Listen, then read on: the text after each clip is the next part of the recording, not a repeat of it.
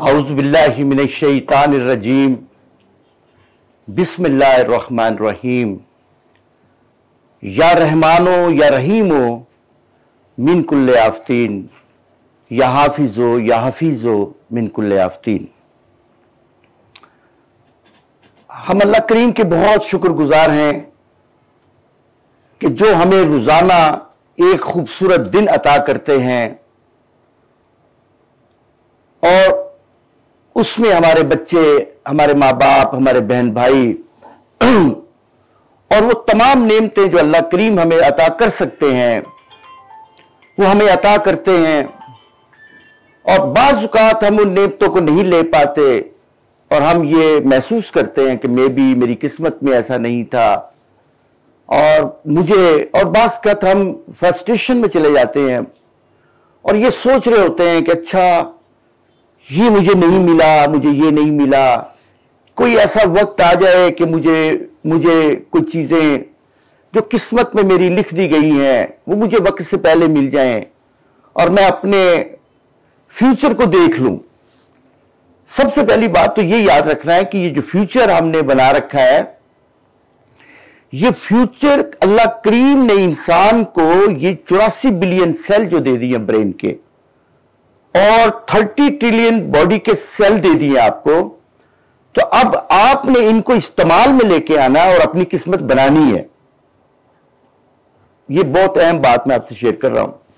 जब हम इकबाल को पढ़ते हैं बार बार और इकबाल कहता है कि वही जहां है तेरा जिसको तू करे पैदा, ये संगो खिश्त नहीं जो तेरी निगाह में है। और कभी कभी इकबाल ये भी कहता है कि बेज़ौक नहीं गर्चे फितरत, जो उससे ना हो सका वो तू कर। यानी ऐसी बातें भी इकबाल कहता है। और जब मैंने कुरान मजीद फुरकान हमीद को पढ़ना शुरू किया और मुकम्मल मैंने पढ़ा, उसको एक एक लफ्ज को पढ़ा, एक एक सूरा को पढ़ा, तफसीर के साथ पढ़ा, तफसीर के बगैर पढ़ा, तर्जमे के साथ पढ़ा, ग्रामर के साथ पढ़ा, तो पता चला कि जब मैं उसके साथ ही मैंने इकबाल को पढ़ना शुरू कर दिया। मेरे असातिज़ा की मोहब्बत, जैसे ब्रिगेडियर साहब ने हमें फारसी कलाम पढ़ाया, ऐसे उर्दू कलाम मैंने अनीस रहमान साकिब साहब से पढ़ा और इसी तरह से मुझे सुल्तान साहब अपनी जिंदगी में मिल गए। तो ये सब लोगों की बदौलत मुझे एक बात की समझ आई कि जो इकबाल है वो तो क्लेम करता है इस बात का। अब गौर करना, क्लेम क्या इकबाल का है कि ए अल्लाह, जब रोज़े जज़ा मुलाकात हो तेरे साथ तो तू मुझे रसूल सल्लल्लाहु अलैहि वसल्लम के पांव का बोसा न लेने देना। अगर मैंने कोई भी ऐसी बात की है जो कुरान मजीद फुरकान हमीद से हटके है, तो आप इतना बड़ा क्लेम कोई कर सकता है दुनिया में? कम से कम मैं तो नहीं कर सकता।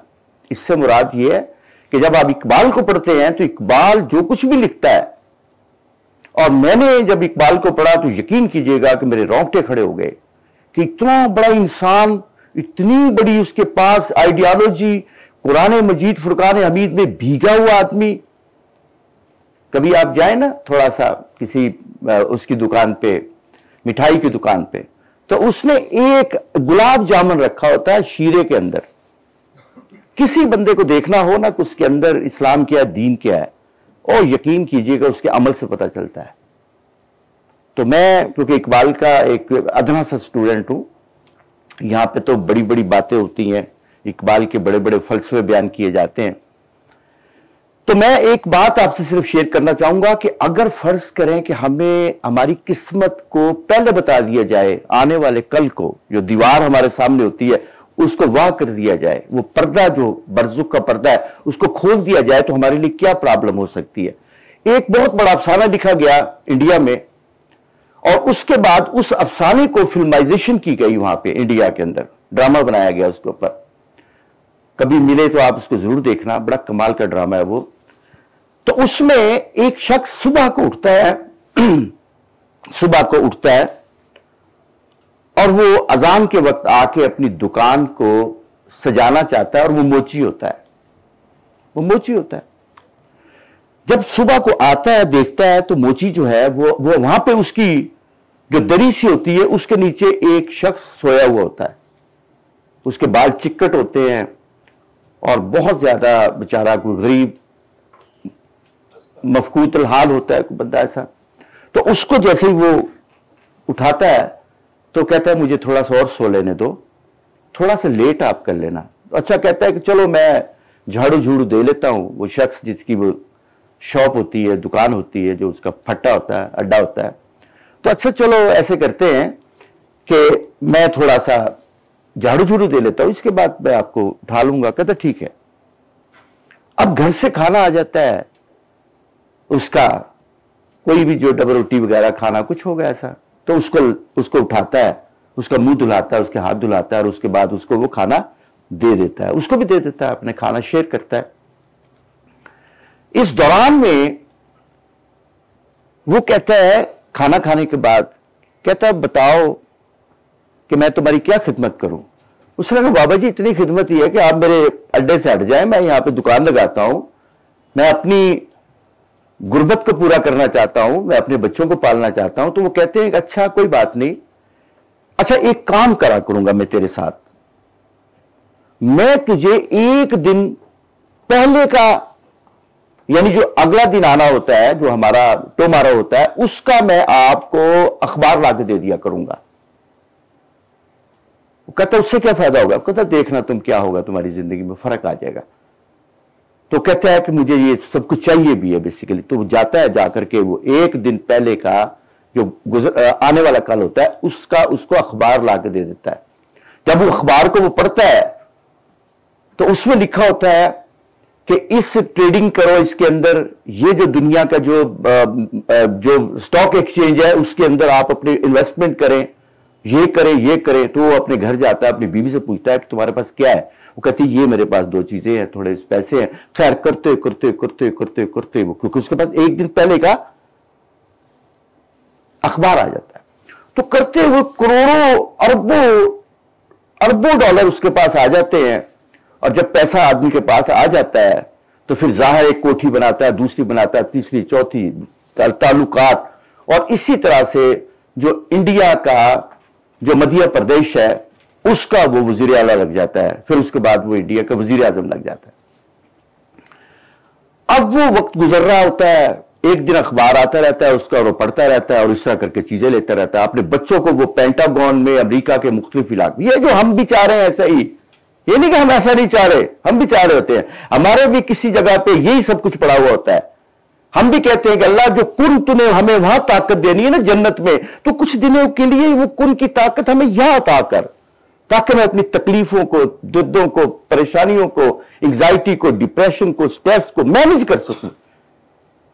हम भी कर रहे होते हैं। तो एक दिन क्या होता है तो वो उसने अपने बच्चों को कहीं, भाइयों को कहीं, खानदान को कहीं, और टीवी के ऊपर हर जगह उसके मनाजरे मजाकरे लग रहे हैं, और वो पार्टियों को, दो तीन पार्टियों को अरेंज कर रहा है और उनको आपस के अंदर जो है कोऑर्डिनेट कर रहा है। इन बिटवीन क्या होता है कि अचानक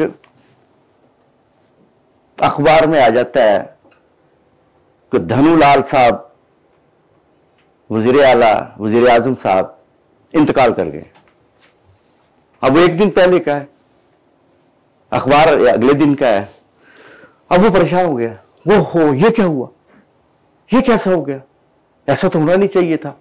अब वो जल्दी, अब किसी को बता नहीं रहा, किसी को पता ही नहीं उसके बारे में, क्योंकि वही शख्स जानता है सिर्फ, और कोई जानता भी नहीं उसके बारे में।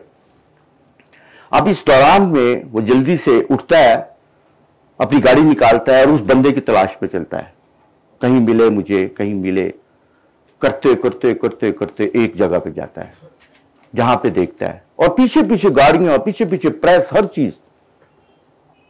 अब वो तो परेशान है, उसकी तो सिट्टी गुम हो गई है कि ये मैंने क्या किया, ये तो मुझे सब कुछ मिल गया। लेकिन इंसान जो है ना, दुनिया में सबसे ज्यादा जो 5000 फियर्स हैं, खौफ है 5000, अगर नेट के ऊपर बैठेंगे तो निकल आएंगे।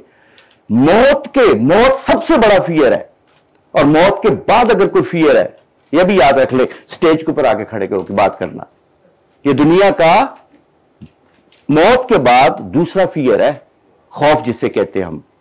और याद रखें, एक साइकोलॉजिस्ट ने यहां तक भी कहा है कि खौफ सारे सिर्फ इधर हैं, बाहर कोई खौफ नहीं होता, ये सिर्फ हमने क्रिएट किए होते हैं, खुद ही बनाए होते हैं। अच्छा ये ना हो जाए, ये ना हो जाए।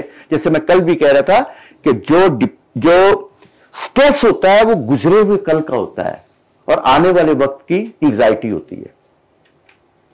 ठीक है, अब उसको एंजाइटी आ गई, डिप्रेशन आ गया, स्ट्रेस आ गया, क्या कि मौत आ गई अब तो, और क्योंकि अखबार में आ गया है, जो मुझे अमीर कर सकती है, जो मेरे बच्चों को पेंटागन में भेज सकती है, जो मुझे वजीर आला और वजीर आजम बना सकती, तो क्या ये मौत या अखबार झूठ बोल रहा है?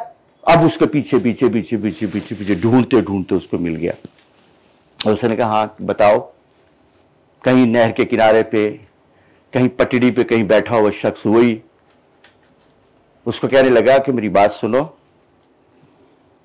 हाथ जोड़ दिया आते कि मुझे मौत नहीं चाहिए, मुझसे ये सारा कुछ वापस ले लो, ये जो कुछ भी तुमने मुझे दिया है ये वापस ले लो, और मुझे एक दिन आगे का अखबार नहीं चाहिए, मुझे सेम डे का अखबार चाहिए। कहता यार देखो, मेरे साथ आपका एक एग्रीमेंट हुआ था, एक हमने वर्बल सोशल एग्रीमेंट किया था, मैं इससे फिर नहीं सकता। उसने कहा नहीं सर, मेहरबानी तुम्हारी। उसने कहा अच्छा चलो कर लेते हैं। तो क्या सब कुछ वापस करना पड़ेगा, रिवर्स करना पड़ेगा आपको सब कुछ? उसने कहा हम रिवर्स करने के लिए तैयार हूं। बड़ा मुश्किल होता है, रिवर्स करना मुश्किल होता है। इंसान की जो बनावट है ना वो ये है कि पेन टू प्लेयर सफर करता है। वो कोई इंसान दुनिया का प्लेयर टू पेन नहीं आ सकता। जो कुछ मिल गया है उसको वो कभी भी नहीं कहेगा कि मुझसे वापस ले लो। ये फितरत है इंसान की, इंसान को बनाया गया ऐसे है। और ये जन्नत दोज़ख का तसव्वुर ये भी क्या है कि हमने अगर यहां पे पेन ले ली तो वहां पे प्लेयर हमें मिलेगा by the grace of Allah mighty, हर सूरत में। तो वो आदमी सारा कुछ वापस कर देता है और एट द एंड जब कैमरा लगता है तो आखिर पे वो आदमी उसी जगह पे जूते गांठ रहा होता है और यकीन कीजिए वो बड़ा खुश होता है। तो ये ताली की नहीं है, या ताली बजनी नहीं चाहिए। तो ये याद रखें कि कभी जिंदगी अपनी पूरी में जो हो रहा है उसको आपने अपने, ये जो कुदरत ने आपको 84 बिलियन सेल दिए हुए हैं और 30 ट्रिलियन सेल दिए हुए हैं, और कभी गौर करना कि इंसान है क्या। सबसे पहले उसके पास रूह है, फिर माइंड है, फिर ब्रेन है, फिर बॉडी है, फिर इमोशंस हैं, फिर फीलिंग्स हैं, फिर ज़मीर है, फिर नफ्स है, फिर जिस्म है, फिर जिबिल्लत है, फिर अक्ल है, फिर शऊर है, फिर विजदान है, फिर इल्हाम है सुगरा, और उसके बाद इल्हाम कुबरा है। ये छोटा सा इंसान नहीं है। जब कहा था, जब बनाया था अल्लाह करीम ने, तो फरिश्तों को क्या कहा था कि तुम नहीं जानते जो मैं जानता हूं। और उसके लिए फिर आपके लिए एक बड़ी जबरदस्त किस्म की 4 कस्में अल्लाह ताला ने उठाई, वत्तीनी वज़ैतूनी वतूरे सीनीन व हाज़ल बलदिल अमीन। 8.7 मिलियन मखलूकात में से सिर्फ इंसान को वह कह रहा है कि ये मेरा नाइब है। तो क्या हम नाइब हैं? हम तो नाइब ही नहीं है। हमने तो कभी तस्लीम ही नहीं किया इस बात को। तो आप यकीन कीजिएगा कि एक एक चीज जिसका मैंने जिक्र किया है, आज तो हमें यही नहीं पता कि ब्रेन और माइंड में क्या फर्क है, पता ही नहीं है, क्योंकि हमारा मकसद ही नहीं है कि हम तो यहां पे पैदा होंगे अपने अम्मी और अब्बू की वजह से, फिर उसके बाद थोड़ी सी तालीम हासिल करेंगे, एक नौकरी ढूंढेंगे, फिर उसमें से रिटायर्ड होंगे, फिर उसके बाद हम मर जाएंगे। बस यही जिंदगी है। क्या हमने अपनी जिंदगी का मकसद समझा कोई? और जिंदगी का मकसद हमेशा वो समझता है जिसके पास जिंदगी से बड़ा कोई मकसद हो। और बड़ा अगर मकसद आपके पास नहीं है तो मामूली सी जिंदगी आप गुजार के मर जाएंगे। आज हम जी एक एक्सरसाइज करने चाह रहे हैं। एक बहुत बड़ा आदमी रिचर्ड बैंडलर, आपको शायद इल्म है कि नहीं, उसने एनएलपी का आगाज किया था। एनएलपी का मतलब होता है न्यूरो लिंग्विस्टिक प्रोग्रामिंग। क्योंकि कोई भी हम में यहां से बैठा हुआ आदमी या 8 अरब इंसान जो बाहर बैठे हुए हैं, कोई भी ऐसा नहीं है जो सोचता ना हो, जो बोलता ना हो, जो एक्ट ना करता हो, सब करते हैं या नहीं? अब क्या हमें वो एक्ट करना आता है? नहीं आता। अमेरिका का प्रेसिडेंट उस वक्त तक नहीं बन सकता जब तक कि वो सिल्वा मेथड ना पढ़े। और मैंने वो बाकायदा तौर पे पाकिस्तान के अंदर हम 2 या 3 लोग ऐसे हैं जिन्होंने उस सिल्वा मेथड को पढ़ा है। और जब उसके अंदर आपको मैं यहां पढ़ाऊंगा किस दिन, तो यकीन कीजिएगा कि आपको पता चलेगा कि कितना बड़ा इल्म है, एनएलपी कितना बड़ा इल्म है। क्योंकि यहां पे तो कोई बात ही नहीं हुई, कभी कोई आया भी है तो थोड़ी देर के लिए बात की है, फोटोकॉपी करके चला गया। लेकिन ये बहुत बड़ा दुनिया का इल्म है एनएलपी, न्यूरो लिंग्विस्टिक प्रोग्रामिंग। क्या कि हमने बोलना कैसे है, सोचना कैसे है। और सच्ची बात तो मैं ये बताऊं आपको कि कुदरत ने हमें नया सोचने के लिए दिया ब्रेन, नया सोचने के लिए। हम क्या कर रहे हैं, कल वाले को रीअरेंज कर रहे हैं, उस बुग्स को जो कल का रखा हुआ है कि कल मुझे इसने ये कहा था, अच्छा मैं अब इसको ये कहूंगा, अच्छा मैंने शेर ये सुनाया था, आज मैं उसको ये शेर सुनाऊंगा। और हो क्या रहा है, वक्त को जाया कर रहे हैं, वक्त को जाया कर रहे हैं। आज हम एनएलपी सीखेंगे। रिचर्ड बैंडलर जिसने इसकी इब्तदा की, वो 3 लोग थे, एक साइकोलॉजिस्ट था, एक कंप्यूटर से मुताल्लिक आदमी था और एक बकायदा डॉक्टर था। क्योंकि आपको शायद इल्म नहीं है कि हमें मोटिवेशन जो मिलती है, हमारे ब्रेन के अंदर जो केमिकल्स पैदा होते हैं, जिसे डोपामिन कहते हैं, जिसे सेरोटोनिन कहते हैं। और अगर किसी को हार्ट अटैक होता है तो सबसे पहले उसका जो टेस्ट करवाया जाता है कोर्टिसोल। तो याद रखें कि जब खुशी में है, जिंदगी में खुशियां तलाश करनी है और खुशियां बांटनी है, क्योंकि आपका जो ब्रेन है इलेक्ट्रोमैग्नेटिक वेव्स पैदा कर रहा है। ये मोबाइल इसी से तो बना, और कहां से बना वो, कि आपके ब्रेन से निकलने वाली, जब आप कोई खुशी की बात करते हैं, लोगों को खिदमत की बात करते हैं, लोगों के लिए अच्छाई की बात करते हैं, तो इलेक्ट्रोमैग्नेटिक वेव्स निकल रही पॉजिटिव ब्रेन से। और जैसे ही आप नेगेटिव हो जाते हैं, किसी वजह से हो जाते हैं, फैमिली में नेगेटिविटी चल रही होती है, हम भी हो जाते हैं, क्योंकि हमें बनावट ऐसी हमारी, तो हम वो नेगेटिव हो जाते हैं। जब नेगेटिव होते हैं तो हमारा ब्रेन इलेक्ट्रोमैग्नेटिक वेव्स देना शुरू कर देता है नेगेटिव, उससे मुआशरा खराब हो जाता है, उससे मुआशरे में बिगाड़ पैदा होता है। यकीन कीजिएगा कि यहां तक कहा गया है कि अगर सब लोग नेगेटिव सोचना शुरू कर देंगे तो जलजले आना शुरू हो जाएंगे। अगर सब लोग नेगेटिव सोचना शुरू करते, स्मोक आना शुरू हो जाएगी। सब लोग नेगेटिव सुनना और सोचना शुरू कर देंगे तो यकीन कीजिएगा कि तूफान आ जाएंगे आपके। और इसलिए मैं कह रहा हूं कि अपनी फैमिलीज में बैठ के, अपने घरों में बैठ के, अपने खानदानों में बैठ के पॉजिटिव बात करें। चाहे दूसरा शख्स नेगेटिव बात भी करे, आप पॉजिटिव करें उससे। और पॉजिटिव होने का तरीका क्या है, अगर फर्ज करें रात के किसी लम्हे में आप बैठे हैं और नेगेटिविटी आ रही है, नेगेटिव गुफ्तगू कर रहे हैं, उसका आसान तरीका क्या है, रात को जब सोने लगे हैं, आप सोने लगे हैं, रात का वक्त है, आपने तमाम अपने काम कर लिए हैं, आपने डोपामिन भी ले लिया मोबाइल से, और उसके बाद अब आपने सोना है, तो आप थोड़ा सा काम करें, देखें 5 मिनट के लिए, कॉपी किताब रख लें अपने पास कि मैं नेगेटिव हूं या पॉजिटिव हूं। तो 5 मिनट में जो कुछ भी आपके ब्रेन में आ रहा है, सोच रहे हैं आप माइंड में, उसको लिखते जाएं लिखते जाएं। और उसके बाद आपको पता चल जाएगा कि आप इंसानों की अपने लिए खैर की बात सोच रहे हैं, इंसानों के लिए, लोगों के लिए, कायनात के लिए आप नेगेटिव सोच रहे हैं, तो आपको पता चल जाएगा आप नेगेटिव है या पॉजिटिव है। और आसान तरीका है कि उस नेगेटिव को पॉजिटिव करें कैसे, आसान, लाहौल वाला कुव्वता इल्ला बिल्लाहिल अलिय्यिल अज़ीम कह के आपने पॉजिटिव सोचना शुरू कर देना है, और आप हैरान हो जाएंगे कि पूरी कायनात आपके मुताबिक हो जाएगी। मुश्किल नहीं है, आसान सा काम है। कुछ बुनियादी प्रिंसिपल्स हैं एनएलपी के, क्योंकि हम इससे आगाज करेंगे अपना, और उसके बाद फिर नेक्स्ट टाइम जब हमारी मुलाकात होगी तो हम आपको सोचना सिखाएंगे, फिर बोलना सिखाएंगे, और फिर उसके बाद एक्ट सिखाएंगे आपको। अच्छा, यह भी याद रखना है कि मैं क्योंकि पैसा कमाना अच्छा समझता हूं, मैं बुरा नहीं समझता, क्योंकि हमारी जिंदगी की सारी सहूलतें इसके साथ जुड़ी हुई हैं।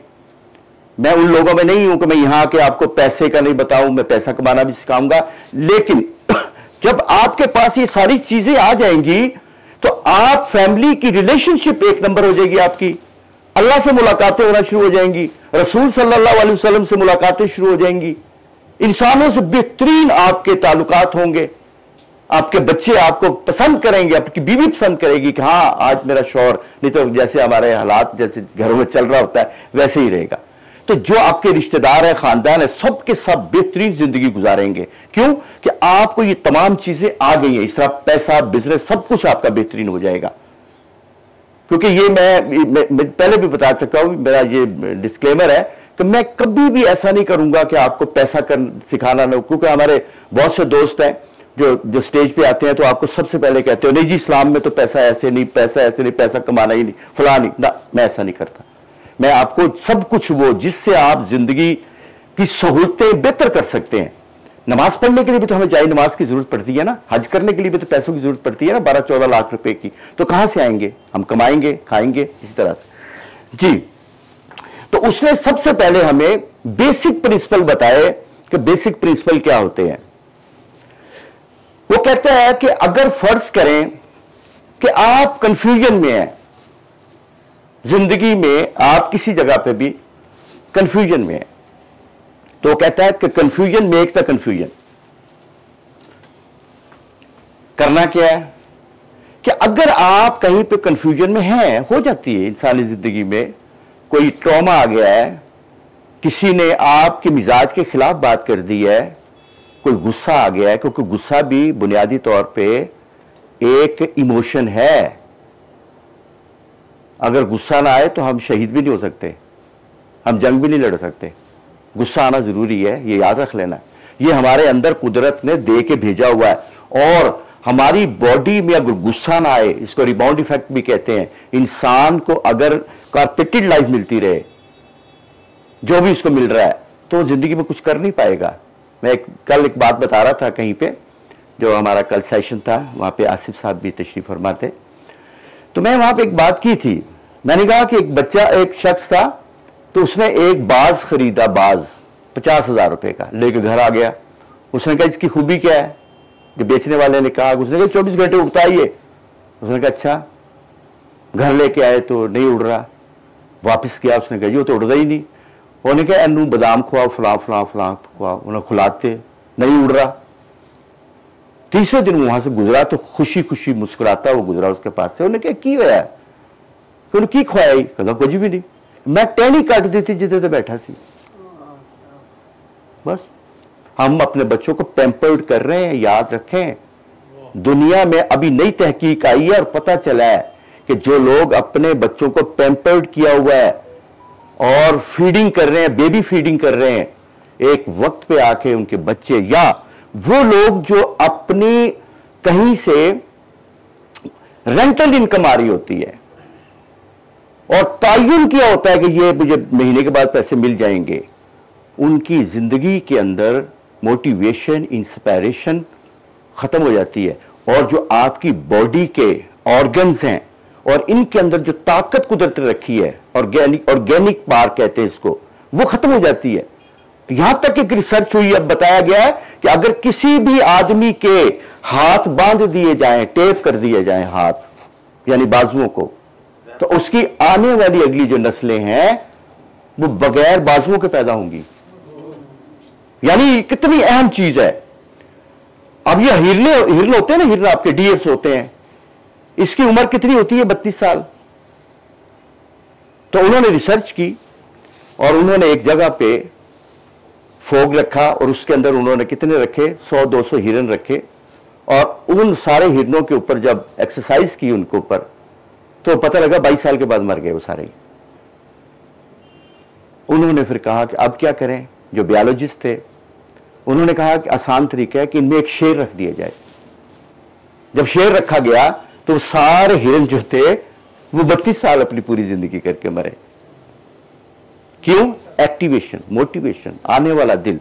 मैं कहता हूं जिस फैमिलीज के अंदर भी, मैं अपनी पूरी जिंदगी में मैंने अब पर्सनल देखा हुआ है कि हम 6 बहन भाई थे और हमारे घर में एक रोटी पकती थी, जूते होते ही नहीं थे हमारे पाँव में, स्कूल जा रहे होते थे हम सब लोग।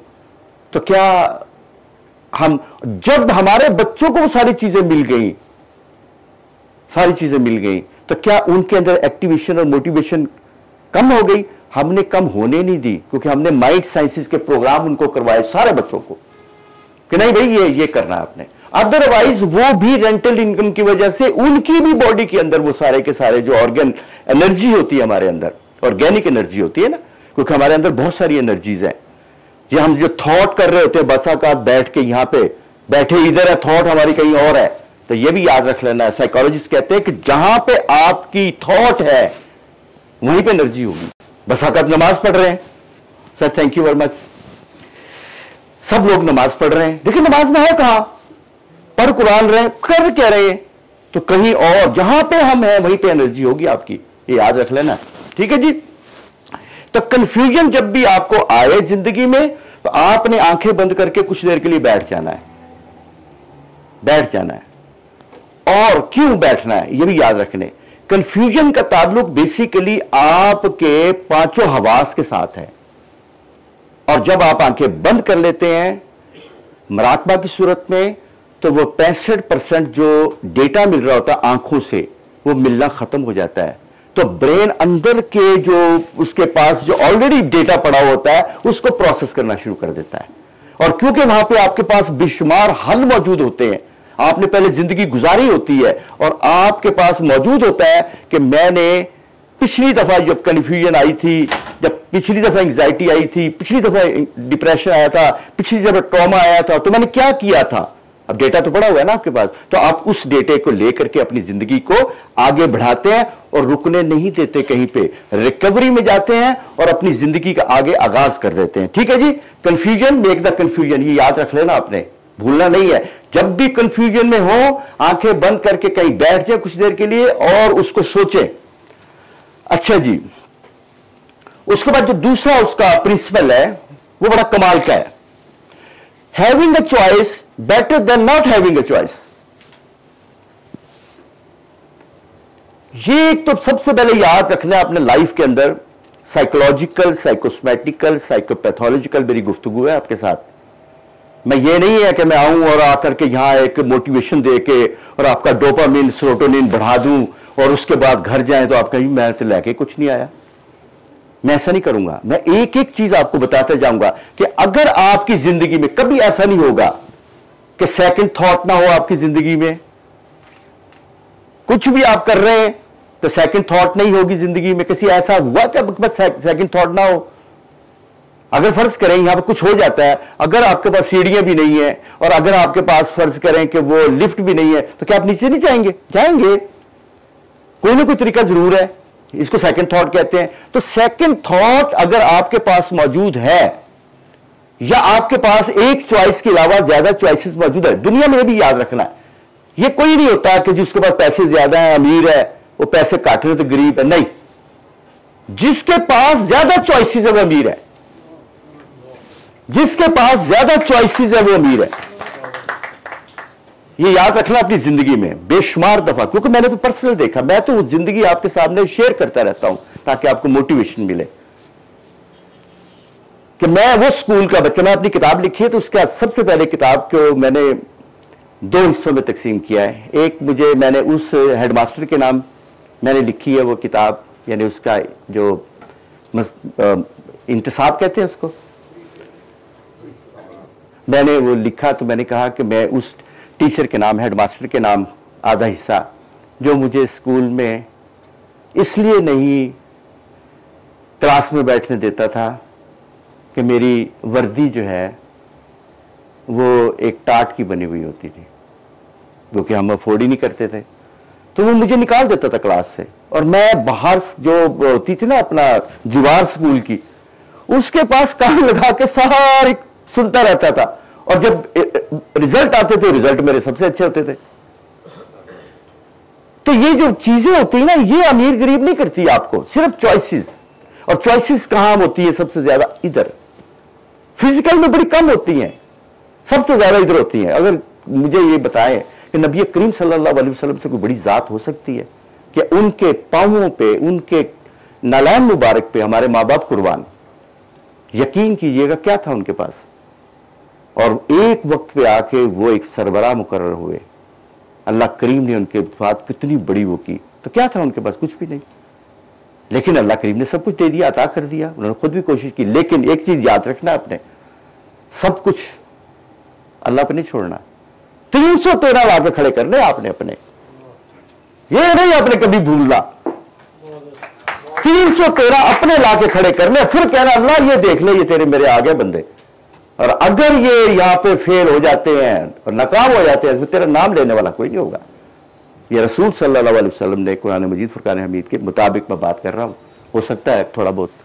तो ये आपका है कि having a choice better than not having a choice, कि अगर आपके पास कोई चॉइस मौजूद है और एक वो शख्स या वो आदमी जिसके पास है ही नहीं, हैविंग कोई चॉइस ही नहीं है, और दौलत शाह का चूहा तो हो सकता है, वो प्रोगोमोनोजिया का मरीज तो हो सकता है, लेकिन ऐसा नहीं होगा कि दुनिया का कोई भी शख्स जो 84 बिलियन सेल और 30 बिलियन सेल बॉडी के उसके मौजूद है, ट्रिलियन सेल बॉडी के 30, उनके अंदर ये नहीं हो सकता कि उसके पास चॉइस ना हो। हां, चॉइस उस वक्त नहीं होती जब हम बहुत छोटे बच्चे हैं, मां के पेट से निकले, हमारे पास चॉइसेस कम होंगी। चॉइसेस उस वक्त भी हमारे पास कम होंगी जब अगर दौलत शाह के चूहे हम, फिर भी नहीं होंगी। और तीसरी उस वक्त जब आप सोए हुए हैं, चॉइसेस नहीं होंगी आपके पास, क्योंकि आप अनकॉन्शियस हो गए हैं, कॉन्शियस नहीं है। और जैसे मैंने कल कहा था, कॉन्शियस से क्या मुराद? कॉन्शियस से मुराद मैं अपने बारे में क्या जानता हूं, जिनका भी मैंने जिक्र किया, बहुत सी चीजों का जिक्र किया ना आपके आगे, ब्रेन, माइंड, ये सारा कुछ, क्या इसके बारे में मेरा इल्म है? नहीं, मेरा तो इल्म ही नहीं है। तो इससे मुराद है कि मैं अनकॉन्शियस हूं।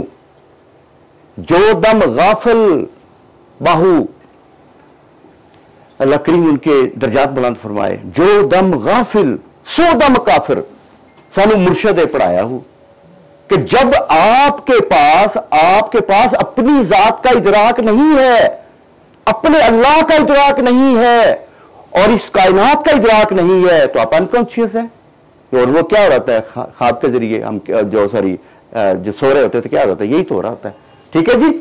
तो अगर आपके पास कुछ चॉइस है तो आप बड़े इंसान हैं, अगर चॉइस नहीं है तो फिर आप बड़े इंसान नहीं है। ठीक है जी। मैं एक थोड़ी सी बात पिछले में शेयर करना चाहूंगा। एक मुझे जेल में जाने का इत्तेफाक हुआ पढ़ाने के लिए। मेरे दोस्त हैं, वो बहुत बड़े अफसर हैं जेलों के, 8 जेलें उनके अंडर सुपरविजन है। तो मुझे कहने लगे, आओ राव साहब आप बताया करें लोगों को। तो मैंने देखा कुछ 200-250 लोग मेरे सामने बिठा दिए, अस्सलाम वालेकुम जी, तो सब लोगों को बिठा दिया मेरे सामने। अब मैं बात कर रहा हूं तो मैंने देखा कि एक शख्स की आंखों में आंसू हैं। मैं गया उसके पास, मैंने कहा आपके आंसू हैं? कहने लगा सर एक छोटी जी गल तो ना मैंने जेल आना पिया, तो 14 साल में भुगते ने, तो मैं भुगत रहा हले। मैं कहा क्यों ऐसी? कहता सर जी मैं नंबरदार से पिंड दा, लोकी आए ने, उन्हें कहा जी वो मुंडा कुड़ी नहीं छेड़ता है, वो पिछे जाता है टांगे के पिछे। मैं कहा बुलाओ, बुलाया, उन्हें कहता मैंने गाल कढ़ी। मैं कहना पुठा करके लटका दे, वो लटकाता, कहता मैं गोली मारी उन्होंने, वो मर गया। अब वो 250-300 लोग जो थे, जो उसके गिरदा गिर्द थे, वो लोग सारे ने गवाही दी और उसको जेल चला गया। मैं क्या हूँ तुम प्रॉब्लम की है कि इतने क्यों रो के रहे हो? कहता रोज करते रहे कि मेरी धी की शादी में गया ही नहीं, उत्थे जा नहीं सकिया, ये प्रॉब्लम है। अब उसके पास चॉइस नहीं है, अब उसके पास चॉइस नहीं है, वो एक और प्रॉब्लम है। याद रखें कि गुलामी, इकबाल को मुझे सबसे ज्यादा जो तकलीफ पहुंची ना, इकबाल से सवाल किया गया था कि जी कुरान च हर चीज का जिक्र है, गुलामा का ना जिक्र है, तो ना गुलामा के उत्ते कोई कुरान मजीद ने उन्होंने वास्ते कोई गल की थी। तो इकबाल ने बड़ी खूबसूरत बात की, उन्होंने कहा कुरान पढ़ के कोई गुलाम रह सकता है? गुलाम रह ही नहीं सकता, गुलाम रह नहीं सकता। तो इकबाल को जब हम पढ़ते हैं तो उसमें गुलाम, क्योंकि गुलाम के पास चॉइसेस नहीं होती नहीं है, उसके पांव बंधे हुए होते हैं, क्योंकि उसकी परवरिश ये हुई होती है। और याद रखें ये भी कि वो गुलामी और होती थी उस दौर की, आज की गुलामी भी 9 से 5 की है, क्योंकि यूनाइटेड नेशन ने इसको कर दिया हुआ है, ये भी याद रख लेना आपने। ठीक है जी, अब बात समझ में आ रही है? अच्छा जी, ये अगर मोटिवेशन लेनी है तो ये जो तीसरा प्रिंसिपल है, इसको जरा गौर से आपने देखना है, अपनी जिंदगी का हिस्सा बनाना है आज के बाद। रिचर्ड बैंडलर कहता है कि if one person can do something then any one can do it. Leslie Decron एक बहुत बड़ा आदमी था जिसने दुनिया में पहली दफा माउंट एवरेस्ट को फतह किया था। शाहजी, माउंट एवरेस्ट को फतह किया था उसने पहली दफा, सर किया था, बीमार हो गया, वापस आ गया। अमेरिका में एक नेशनल हॉल है, उसके अंदर लोगों को बुलाया गया कि हम उसको कुछ अवार्ड देना चाहते हैं। अवार्ड के लिए बुलाया गया, उन्होंने कहा one of the only mister Leslie Decron. वो चला वहां से पीछे बैठा था, करते करते करते करते साइड पे आया। साइड पे एक माउंट एवरेस्ट की तस्वीर लगी हुई थी, उसको देखा, बुड़बुड़ाया और वापस चला गया। बाहर निकला, गाड़ी ली, वापस चला गया। वहां है ही नहीं, लोग इंतजार कर रहे हैं, सहाफी इंतजार कर रहे हैं, प्रेस इंतजार कर रहा है। खैर वापिस आया दोबारा, फिर उसके एजाज में हुई।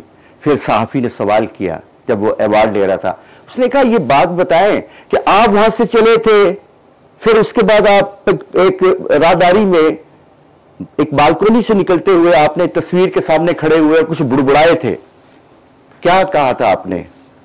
उसने कहा था मैंने तस्वीर को कहा था कि बात सुन, जितना तूने बड़ा होना था तू हो चुकी, लेकिन मेरा अज़म, मेरा इरादा, मेरा जोश हर लम्हे आगे बढ़ रहा है और मैं आज उसके सर के ऊपर पांव रख के आया हूं इस तस्वीर के सामने।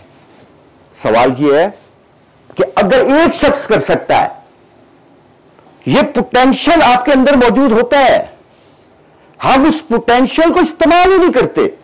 17,500 पोटेंशियल्स कुदरत ने आपके अंदर रख के भेजी हुई है और हमने कभी उसको देखा ही नहीं है, कभी जाना ही नहीं है, कभी उसके बारे में गौर व फिक्र नहीं किया। और गौर व फिक्र करने के लिए तन्हाई की जरूरत होती है। कोई पैगंबर, कोई बड़ा आदमी तन्हाई के बगैर नहीं बना, ये याद रख लेना आपने। ठीक है जी? तो आपने भी देखना है कि कोई भी काम जिंदगी में जो आप समझते हैं, सबसे पहले तो तयन ये करना है कि आप कर क्या सकते हैं, ये तयन जरूरी है। क्योंकि हम बास का देखते हैं, अच्छा वो टिकटॉक बना रहा है, करोड़ों कमा रहा है, अच्छा मैं भी टिकटॉक बनाऊं, लेकिन उस पर आप सलाहियत नहीं है। अच्छा वो किताबों से अशफाक साहब, बानो आपा मेरे उस्ताद थे, उन्होंने बड़ा अरबों रुपया कमाया, करोड़ों रुपया कमाया, अच्छा मैं किताबें छापता हूं तो किताबें छापने लग जाता है। और नहीं भाई, सबसे पहले तयन करो अपने अंदर। कुदरत ने आपके अंदर एक खास किस्म का एक स्किल देकर भेजा हुआ है। जैसे मैंने कल भी बताया था कि दुनिया में 3 तरह के लोग होते हैं। एक आई माइंडेड होते हैं जो आंखों से देखते हैं, दूसरे ईयर माइंडेड होते हैं जो कानों से सुनते हैं, और तीसरे मोटर माइंडेड होते हैं जो अपने हाथों से काम करते हैं। अब तीनों को अलग अलग काम करने हैं। शायरी किसने करनी है?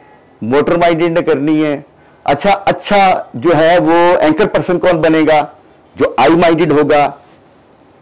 अच्छा खाना कौन पकाएगा? जो टेस्ट बर्ड अच्छे रखता होगा। तो हमने तायुन करना ही सबसे पहले कि मैं किस दुनिया में किस टाइप का आदमी हूं और किस टाइप के लोगों से मेरा ताल्लुक है और किस टाइप की मैं जिंदगी गुजार रहा हूं और किस किस्म का मैंने काम करना है। क्योंकि ये याद रखा कि जो स्किल्स होते हैं वो तो 17,500 आपके अंदर रखे हुए हैं। कभी गौर किया आपने? एक स्किल आपके पास होता है आग बुझाने का, लेकिन बुझाएंगे तो उस वक्त ना कहीं लगी होगी तो, लेकिन मौजूद होता है वो आपके अंदर। इसी तरह से अभी कुछ दिन पहले एक बहुत बड़ा जो 1 किलोमीटर का सफर था ना पहले, जो ओलंपिक्स में, वो पता है कितने मिनट में होता था? 11 मिनट में। कितने मिनट में? 11 मिनट में। और फिर वो उसको रिड्यूस करते गए, मिनिमाइज करते गए, करते करते करते इस वक्त पता कितने में होता है? 0.75 में 1 किलोमीटर का सफर ओलंपिक्स में। तो ये पोटेंशियल आपके अंदर मौजूद होती है। इसकी और मिसाल है, आप अपनी जिंदगी में समझते हैं कि जी मैं जी 30 किलोमीटर के हिसाब से चल सकता हूं, भाग सकता हूं, है आपके पास? अगर कुत्ता पैर होते तो कहां से पोटेंशियल आ गया? मौजूद है आपके अंदर, लेकिन आपने उसको कभी गौर ही नहीं किया, इस्तेमाल ही नहीं किया आपने। ठीक है जी? ये आपको इस बात की समझ आ गई? नहीं? लो जी, अब आगे देखो। ये अगर समझ में आ गई तो यकीन कीजिए पूरी कौम, पाकिस्तानी कौम बाहर आ जाएगी। पूरी कौम बाहर आ जाएगी। वो ये कहता है कि देयर इज नो फेलियर, कोई भी इंसान फेल होता ही नहीं, ओनली फीडबैक। जब आप कोई काम किया और आपने समझा कि मैं फेलियर हूं, तो क्या आप फेल हो गए? नहीं, एक फीडबैक आ गया आपके पास कि अगर मैं ऐसे करूं, जैसे आपके पास जो बड़े मशहूर आदमी थे, उनका नाम था एडिसन, जिसने बल्ब इजाद किया, बेशुमार चीजें इजाद की है, बल्ब सिर्फ नहीं, बेशुमार चीजें इजाद की, सबसे ज्यादा इजादात ही उसकी है। हाँ जी। अब उसको जब पूछा गया एक सहाफी ने, उसने कहा कि आपने 999 नाकाम तजर्बे किए। कोई सहाफी बैठा था नहीं वो इधर, उसने कहा कि भाई 999 आपने नाकाम तजर्बे किए। मुस्कुरा के कहने लगा, नहीं, मैं 999 ऐसे तरीके जानता हूं, 999 ऐसे तरीके जानता हूं जिससे बल्ब नहीं बनता। आई समझ में बात समझ में आई कि नहीं आई? तो ये फीडबैक है, वो उसने फीडबैक अपना दिया और उसका फीडबैक नेगेटिव था, उसका पॉजिटिव था। तो वो क्या कहते हैं? There is no failure, only feedback, the opportunity to learn. अब आपके पास क्या चीज आई? Opportunity to learn. अब मैंने सीखना है कि बल्ब कैसे ठीक करना है, मैंने देखना है कि अगर मैं आईटी का कोई उस्ताद हूं तो वो क्यों नहीं कर पाया, अगर फर्ज करें कि मैं फोक को खत्म क्यों नहीं कर पाया, तो ये सब कुछ क्या है? अच्छा, मैं कुछ भी नया इजाद क्यों नहीं कर पाया जिंदगी में ईजाद क्यों नहीं कर पाया? तो बेसिकली तो फीडबैक है। There is opportunity to learn, grow and change. Grow करें, चेंज कर दें। कौन रोकता है आपको? रोकता है? कोई भी नहीं रोकता। दुनिया में याद रखनी एक बात और, कि दुनिया में सारे कानून से सबसे बड़ा कानून कौन सा भला? The law of change. आपके 22 दिनों में, और सॉरी 82 दिनों के अंदर अंदर आपका पूरा जिस्म नया बन जाता है। 82 दिनों के अंदर आपका पूरा जिस्म नया बन जाता है। एक एक सेल चेंज हो जाता है, क्योंकि आपके सेल खत्म हो रहे होते हैं। अभी बहुत अच्छा एक तजर्बा किया गया, जो आपकी सब मैरीन होती है, सब मैरीन के अंदर तो नहीं होता ना कोई जगह, क्योंकि पानी में होती है वो। तो उन्होंने कहा कि यार यहां हमें टेबल साफ करने पड़ते हैं, यहां पे हमें पियोन रखना पड़ता है जो टेबल साफ करता है। तो उसने कहा ये कहां से आता है? तो उसने कहा हमारे वो डेड सेल जो स्किन के होते हैं वो ये बिछ जाते हैं ऊपर, फिर उसको हमें साफ करना पड़ता है।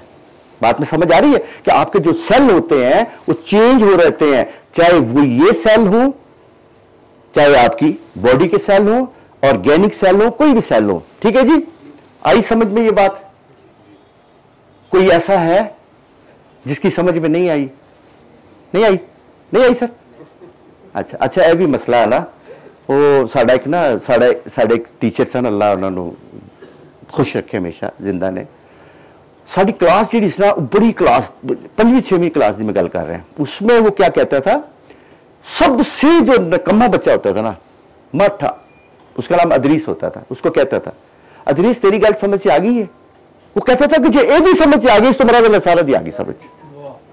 ये भी बड़ा है। मैंने ये बीकन हाउस में भी और अमेरिकन लाइस्टर्प में भी, सिटी स्कूल में भी जब मैं जाता हूं तो मैं ये बात उनको सिखाता हूं कि अगर आप देखें कि सबसे निकम्मा बच्चा, निकम्मे से क्या मुराद होता है? ये नहीं कि वो उसके पास रिफ्लेक्शंस कम होते हैं या उसके ब्रेन के नहीं, वो इधर बैठा हुआ है लेकिन वो कहीं और सोच रहा है, वो तख्ता स्याह को, व्हाइट बोर्ड को नहीं देख रहा। ये कैसे हो सकता है कि आप व्हाइट बोर्ड को देख रहे हैं और आपका कॉन्शियस माइंड वही हो? क्योंकि ये भी मसला है कि अगर आप फिल्म देख रहे हैं, टीवी पे फिल्म देख रहे हैं और नीचे पट्टी चल रही है, अगर आप पट्टी पढ़ेंगे तो ड्रामा गुजर जाएगा, और अगर ड्रामा देख रहे हैं तो पट्टी गुजर जाएगी, क्योंकि कॉन्शियसनेस तो एक है ना। अगर वो बच्चे का प्रॉब्लम ये था कि वो बच्चा बाहर, एक कोई आदमी, बच्चा छोटा, वो पतंग उड़ा रहा था, ये अमेरिकन लाइस्टर्प की बात है, और वे सब्जादार में था स्कूल, तो मैंने देखा कि बाहर कोई जिप्सी बच्चा नाइग्रो वो बाहर कोई गुड्डी उड़ा रहा है। अब जैसा बच्चा वो बाहर बैठा वो गुड्डी देख रहा है, तो अब क्या वो पढ़ सकेगा? मैथ नहीं पढ़ सकेगा। तो मैंने जब उसको कहा कि इसको आप जस्ट क्या करें, उस बच्चे को कहा कि आप प्लीज दूर कहीं उड़ा लें। मैंने उसको मना नहीं किया क्योंकि उसको डोपामिन मिल रहा है, उसको अच्छा हो रहा है, बच्चे को, उसको जिंदगी के अंदर प्लेयर मौजूद है। और वो जो दूसरा बच्चा था मैंने उसका सिर्फ शिफ्ट किया, क्या उसका टेबल शिफ्ट कर दिया। जैसे टेबल शिफ्ट किया उसको, और वो बच्चा बेहतरीन रिजल्ट देना शुरू हो गया। क्योंकि अगर कॉन्शियस माइंड आपके पास मौजूद है, और मेरी जो टर्मिनोलॉजी में बोल रहा हूं वो भी तुम्हारी समझ में आ रही है, मैं तो आसानी से पंजाबी में बात कर रहा हूं हर जुबान में, तो ये कैसे हो सकता है कि आपकी समझ में ना आए? उसने कहा कि देयर इज नो फेलियर, कोई फेलियर नाम की चीज नहीं होती जिंदगी में, ओनली फीडबैक। ये सब कुछ फीडबैक है। The opportunity to learn. अब मुझे अपॉर्चुनिटी मिल गई किस बात की कि मैं लर्न करूं, फिर क्या होगा, मैं ग्रो करूंगा एंड चेंज कर दूंगा। तो चेंज करना ही तो क्या है सक्सेस, कामयाबी क्या है कि चेंज हो गया अब सब कुछ। ठीक है जी। अच्छा जी, ये जरा सुन, ये भी बड़ी कमाल की बात है। ओहो हो, रिचर्ड बैंडलर ने कमाल किया, यकीन कीजिएगा। इन लोगों से हमने दुबई से जाके ये 2.5-3 लाख रुपए देके ट्रेनिंग्स ली हुई हैं, यकीन कीजिएगा। और मैं चाहता हूं कि सब कुछ आपको मैं फ्री दे के जाऊं, क्योंकि मैं कब्र में ले जा नहीं सकता ये, नहीं तो मैं ले जाऊं सारा कुछ साथ, क्योंकि तो कम नहीं आने किसी भी। अच्छा जी, there are no unresourceful people. ये कैसे हो सकता है कि यार मैं कहता हूं कि मेरे 3 बच्चे हैं, सारे CSP अफसर लग जाएं, तो अल्लाह कैसे कहेगा कि 8 अरब इंसान और वो 65 अरब इंसान जो दुनिया से जा चुके हैं वो फेल हो जाए? जो मैं अपनी कोई चीज बनाता हूं, कंप्यूटर बनाता हूं, कोई अपनी डिवाइस बनाता हूं, तो मैं कहता हूं ये कामयाब हो जाए, और अल्लाह बनाए तो कहे जी नाकाम हो जाए। हो सकता है ऐसा? नहीं हो सकता। वो कहता है कि there are no unresourceful people. बंदों में कोई तकलीफ नहीं है, बंदों में कोई प्रॉब्लम नहीं है, बंदों में कुछ ऐसा नहीं है, ओनली अनरिसोर्सफुल स्टेट। हम अनरिसोर्सफुल स्टेट में होते हैं, समझ गए? स्टेट दुनिया की याद रखना है कि 5 स्टेट्स हैं। वो मैंने पिछली दफा आप लोगों को पढ़ाई है, मैं इसलिए वो, क्योंकि टाइम हमारे पास शॉर्ट होगा इसलिए, वो 5 स्टेट्स हमने पढ़ी हुई है पिछली दफा। उसमें थिंकिंग ऑन 1 पॉइंट सबसे अहम थी कि अगर कहीं पे रैबिट है 60,000, क्योंकि ख्याल आपको सुबह से लेकर 24 घंटे पे 60,000 ख्याल आ रहे हैं आपको, और 60,000 के पीछे एक आपने स्नैफिंग डॉग लगा दिया हुआ है उनको पकड़ने के लिए। तो मुझे ये बताएं, जो कैचिंग डॉग होते हैं, जो हंटिंग डॉग्स होते हैं, वो लगा दिए पीछे, एक है, और कितने ख्याल है? 60,000। तो क्या वो किसी को पकड़ पाएगा? नहीं पकड़ पाएगा। तो अगर आप उनमें से एक ले लें और उसके ऊपर एक्सरसाइज स्टार्ट कर दें तो नतीजा निकलेगा कि नहीं? नतीजा निकलेगा। वो यही कहना चाह रहा है कि बेसिकली जो इंसान होते हैं वो अनरिसोर्सफुल स्टेट में नहीं होते, सॉरी अनरिसोर्सफुल नहीं होते, क्योंकि जो चीजें मुझे देके भेजी है वही आपको देके भेजी है, वही औरतों को देके भेजी है, वही बच्चों को देके भेजी, सबके पास एक जैसी चीजें हैं, मास्वाए 2-3 के। एक मेंटल रिटॉर्डेड ना हो आदमी, एक छोटा बच्चा है अभी, और उसके बाद मैंने कहा नींद की हालत में ना हो, और चौथा मैंने क्या कहा था कि वो दौलत शाह का चूहा ना हो।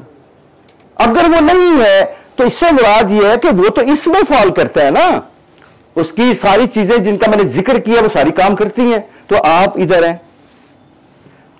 अब बेसिकली मसला, एक मिसाल आपको दे रहा हूं मैं। अब मेरे पास एक लड़का आया, मैं नाम नहीं लूंगा उसका, वो लाहौर में आजकल जज है।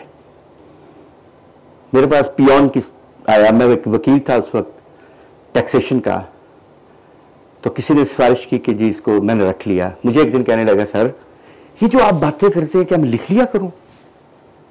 इसको काइजन इफेक्ट कहते हैं।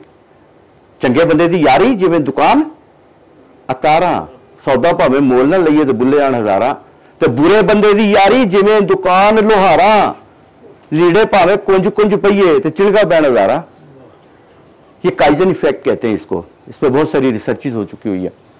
तो मैंने, वो मेरे पास आया, बैठ गया, मैंने कहा लिख लिया करो। लिखने लग पड़ा, वो कॉपियां भरता रहा वो कॉपियां। कहने लगा सर अगर इजाजत दे तो मैं मैट्रिक ना कर लूं। मैंने कहा हाँ कर ले, मैट्रिक कर ले। तो वो किताबें वगैरह ले आया, मेरी थोड़ी सी मुआवनत भी, और सारी वो जो लिखा हुआ तो वो लिखता, साथ साथ करता गया। मैट्रिक कर गया, FA कर गया, BA कर गया। मुझे कहने लगा सर मैं BA कर लिया मुझे।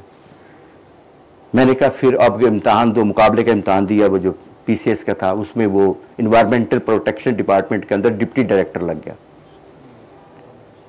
अच्छा मेरे पास आया कि तो सर मैं लग गया। मैं कि नहीं, मैं नहीं मुतमिन तुम्हारी पे, क्योंकि मैं इस कानून को जानता था। मैं कहा नहीं भाई मैं मुतमिन नहीं हूं। कहता सर क्या? मैंने कहा तुमने LLB किया हुआ है, तुम्हें जुडिशरी में जाना चाहिए। लो जी, उसने जुडिशरी का इम्तहान दिया, पास हो गया। आज वो सिविल जज मॉडल टाउन कचहरी में मौजूद है। नाम बताऊं उसका? अब्दुल हफीज मेऊ, आज मौजूद है वहां। ये आपको बताने का मकसद सिर्फ ये है कि कोई शख्स भी अनरिसोर्सफुल पीपल नहीं है, अल्लाह ने नहीं बना के भेजा हुआ। अगर वो कहीं मार खा रहा है तो अपनी किसी वजह से मार खा रहा है, कि वो अपने आप को कन्वर्जन में नहीं लेके आ रहा, चेंज ओवर नहीं है उसके अंदर। यानी चेंज मौजूद है, हमारे अंदर चेंज ओवर मौजूद है, लेकिन वो उसको इस्तेमाल नहीं कर पा रहा। तो ये आपने याद रखना जी। अच्छा जी, ये भी एक कानून है, बेसिक प्रिंसिपल है NLP का, न्यूरो लिंग्विस्टिक प्रोग्रामिंग का। क्या? Change makes the change. अगर आप अपनी जिंदगी में चेंज लाना चाहते हैं तो यह नहीं होगा कि मैं रजाई में सोया पड़ा हूं, हीटर लगा हुआ है तो चेंज आ जाएगा।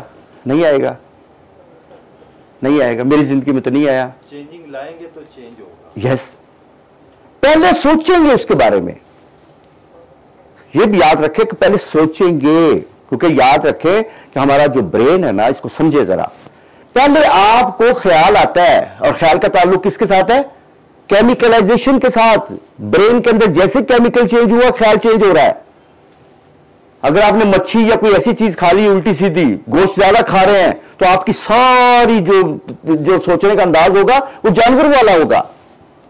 और अगर आप अपने खाने में ज्यादा इस्तेमाल करते हैं ये ग्रीन जो है, क्योंकि दिल और ये दोनों चीजें जो है ना, मैदा एक ही जगह पर अल्लाह ताला ने रखा है, साथ ही पैंक्रियाज रखा है, साथ ही जिगर रखा है। इसलिए रखा है कि इसको दोनों को मिला करके खाइए। अगर हम एक ही तरह की चीजें खाना शुरू कर देंगे, अगर हम कहते हैं हमने सब्जा ही खाना है, तो कुछ दिनों के बाद आप भैंस की तरह हो जाएंगे। और अगर आपने सोच लिया कि मैंने वो खाना है, तो ये बेसिकली हमें कहते हैं कि चेंज मेक्स द चेंज, कि हर सूरत में हमें चीजों में तब्दीली लानी। अगर कोई तब्दीली चाहते हैं, जैसे हम अक्सर बेहतर कहते हैं कि यकीन कीजिएगा कि जब मैंने अपनी जिंदगी में देखा, भुट्टो साहब का दौर देखा, मैंने जनरल ज़िया-उल-हक साहब का दौर देखा, उसके बाद परवेज़ मुशर्रफ का, और उसके बाद नवाज शरीफ साहब का दौर देखा, और सब लोगों के दौर देखे, बेनज़ीर साहब का दौर। यकीन कीजिएगा बड़ा जबरदस्त दौर था वो। ये नहीं है कि मैं कोई माजी परस्त आदमी हूं, मैं माजी परस्त आदमी नहीं हूं, क्योंकि मुझे पता है कि जिस बंदे ने गाड़ी को डिजाइन किया ना, आगे देखने के लिए इतनी बड़ी स्क्रीन दे दी और पीछे देखने के लिए इतने लुकिंग मिरर दे दिए, तो मुझे तो ज्यादा माजी में नहीं रहना, मुझे फ्यूचर में रहना है। ठीक है जी। वो कहते हैं ना, मैं उस शख्स को जिंदों में क्या शुमार करूं, मैं उस शख्स को जिंदों में क्या शुमार करूं जो सोचता भी नहीं, ख्वाब देखता भी नहीं। दो ही तो काम करने थे बंदों ने। ठीक है जी। चेंज मेक्स द चेंज, कि हमने अगर जिंदगी में कुछ भी करना है तो चेंज लाना है। और याद रखें कि 118 एलिमेंट्स हैं जिनके साथ ये इमारत बनी हुई है, आपका जिस्म बना हुआ है, ये भी याद रखना है। अगर ये टूट रहा है और चेंज आ रही है, और आप कुछ भी एक नया लेते हैं मार्केट से और उससे एक चीज नई बना देते हैं, जिसे हम कहते हैं अपना इन्वेंशन कहते हैं, तो इन्वेंशन क्या है? यही तो चीज है। तो चेंज जब तक आप नहीं लेके आएंगे, और मुझे यकीन कीजिए बड़ा अजीब सा लगता है कि मुसलमानों के पास कुछ भी इन्वेंशन करने के लिए नहीं है। हम जब भी देंगे मिसालें देंगे, 1200 साल पुरानी, 1400 साल पुरानी, 1300 साल पुरानी, उनकी हो गया। हुण तुहानू 84 बिलियन सेल नहीं मिल रहे, सेल घट गए। क्या हुण कोई होर आ गया, नबी पैगंबर, अल्लाह होर कोई आ गया? यही अल्लाह, यही नबी, यही पैगंबर, सब कुछ तुहाडे कोल मौजूद है। सिर्फ एक चीज है, सिर्फ एक है कि असी उन्होंने जंग ला दिता है। जी सलाहियत कुदरत ने सानू दे के भेजियां सी। ठीक है जी।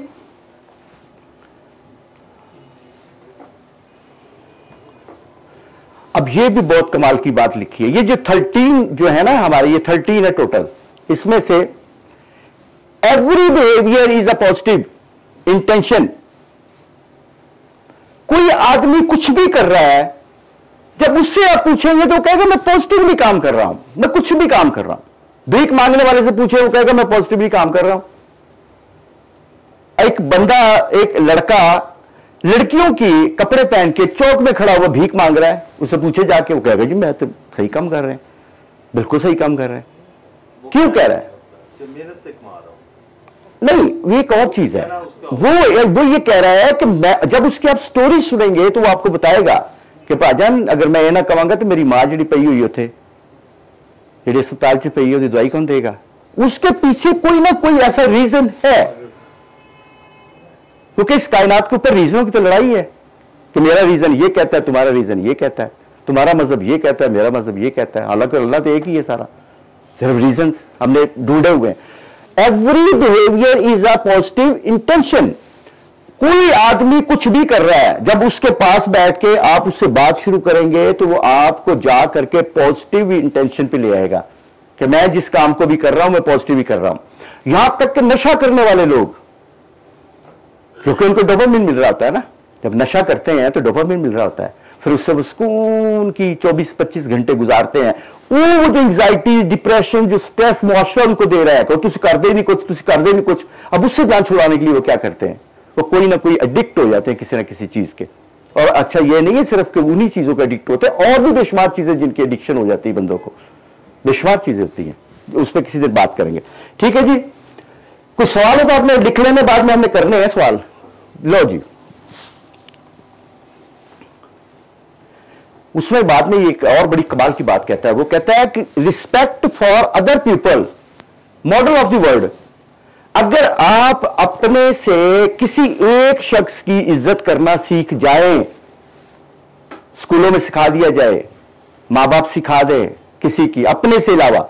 एक तो होती है हम अपनी रिस्पेक्ट करते हैं क्योंकि वो अना की बिना पे कर रहे होते हैं, जिसको नरगिसियत कहते हैं, वो एक अलग बात है। लेकिन ये एक बकायदा है कि अगर आपको एक शख्स की दुनिया में की इज्जत करनी आ गई तो समझ लें कि आपने 8 अरब इंसानों की इज्जत करनी सीख ली।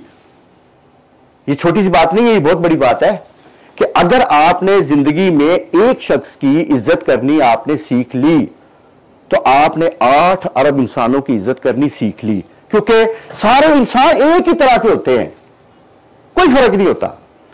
वो आप बच्चा जो पहला हाबील और कबील की शक्ल में था और एक बच्चा जो आज मैटरनिटी में पैदा हो रहा है, एक ही तरह के हैं सारे, कोई फर्क नहीं है। कोई मुल्क का फर्क नहीं होता, कोई इदारे का फर्क नहीं होता, कोई ये नहीं होता कि मैं उत्थे काम करता तो मैं ओदा पुत्र है तो मैं नवाज शरीफ का पुत्र है, कुछ नहीं। आपके घर में पैदा होने वाला बच्चा और नवाज शरीफ के घर में पैदा होने वाला, वो बाद की बातें हैं कि आपको सहूलतें क्या मिली, बाद में सहूलतें आपको क्या दी गई, ये अलग बात है। लेकिन बुनियादी तौर पर ये सारे ही हैं। अभी मैं देख रहा था कि दुनिया में सबसे अच्छा जो पढ़ाया जाता है, जो निज़ाम तालीम है, जो बच्चों को पढ़ाते हैं, वो आयरलैंड का है। पता है आपको? 150 मुल्कों में सबसे पहले नंबर पे है वो। और हम अगर 150 पे नहीं है तो 156 पे जरूर होते हैं, क्योंकि थल्ले खत्म होगी सी वो लिस्ट ही। तो मैं इसलिए बता रहा हूं आपको क्यों वो क्या करते हैं। वो बेसिकली सबसे पहले लोगों की रिस्पेक्ट सिखाते हैं, फिर उसके बाद वो उनका कोई वर्दी नहीं होती, कोई ये जो हमने वर्दी पहनी उनकी कोई वर्दी नहीं होती किसी किस्म की भी, और कोई उनको टेबल नहीं दी गई, जमीन पे बैठ करके, और जो उनका दिल करेगा वो सोचेंगे वो। क्योंकि हमारे यहां भी है कि डिसिप्लिन हम सिखाते हैं कि ये डिसिप्लिन आपको दे दिया। और भाई मैं आप डिसिप्लिन की आपको बात बताता हूं, अजीबोगरीब किस्म की। कुछ दिन पहले ना अमेरिकन लाइफ स्टाफ जो सब्जादार वाला ये बन रहा था, तो मेरा घर करीब था उस वक्त, अब तो दूर चला गया। तो अब बच्चे टाइयां लगा के, जैसे हमारे बच्चे होते हैं, बच्चियां बच्चे, वो खड़े हैं किसके आगे, जो पानी का जो होता है ये डिस्पेंसर, इसके आगे खड़े। मैं क्या, क्यों खड़े हो? कहने लगा सर वो डिस्पेंसर ऊंचा है, हम नीचे हैं, तो हम खड़े हैं, कोई हमारी मदद करे। थोड़ी देर को मैंने देखा खोती रेडी पे जिप्सी बच्चा आया, 2 थे, एक कोड़ा हो गया, एक को दूते खड़ोता पानी पीते निकल गया, चलो गए।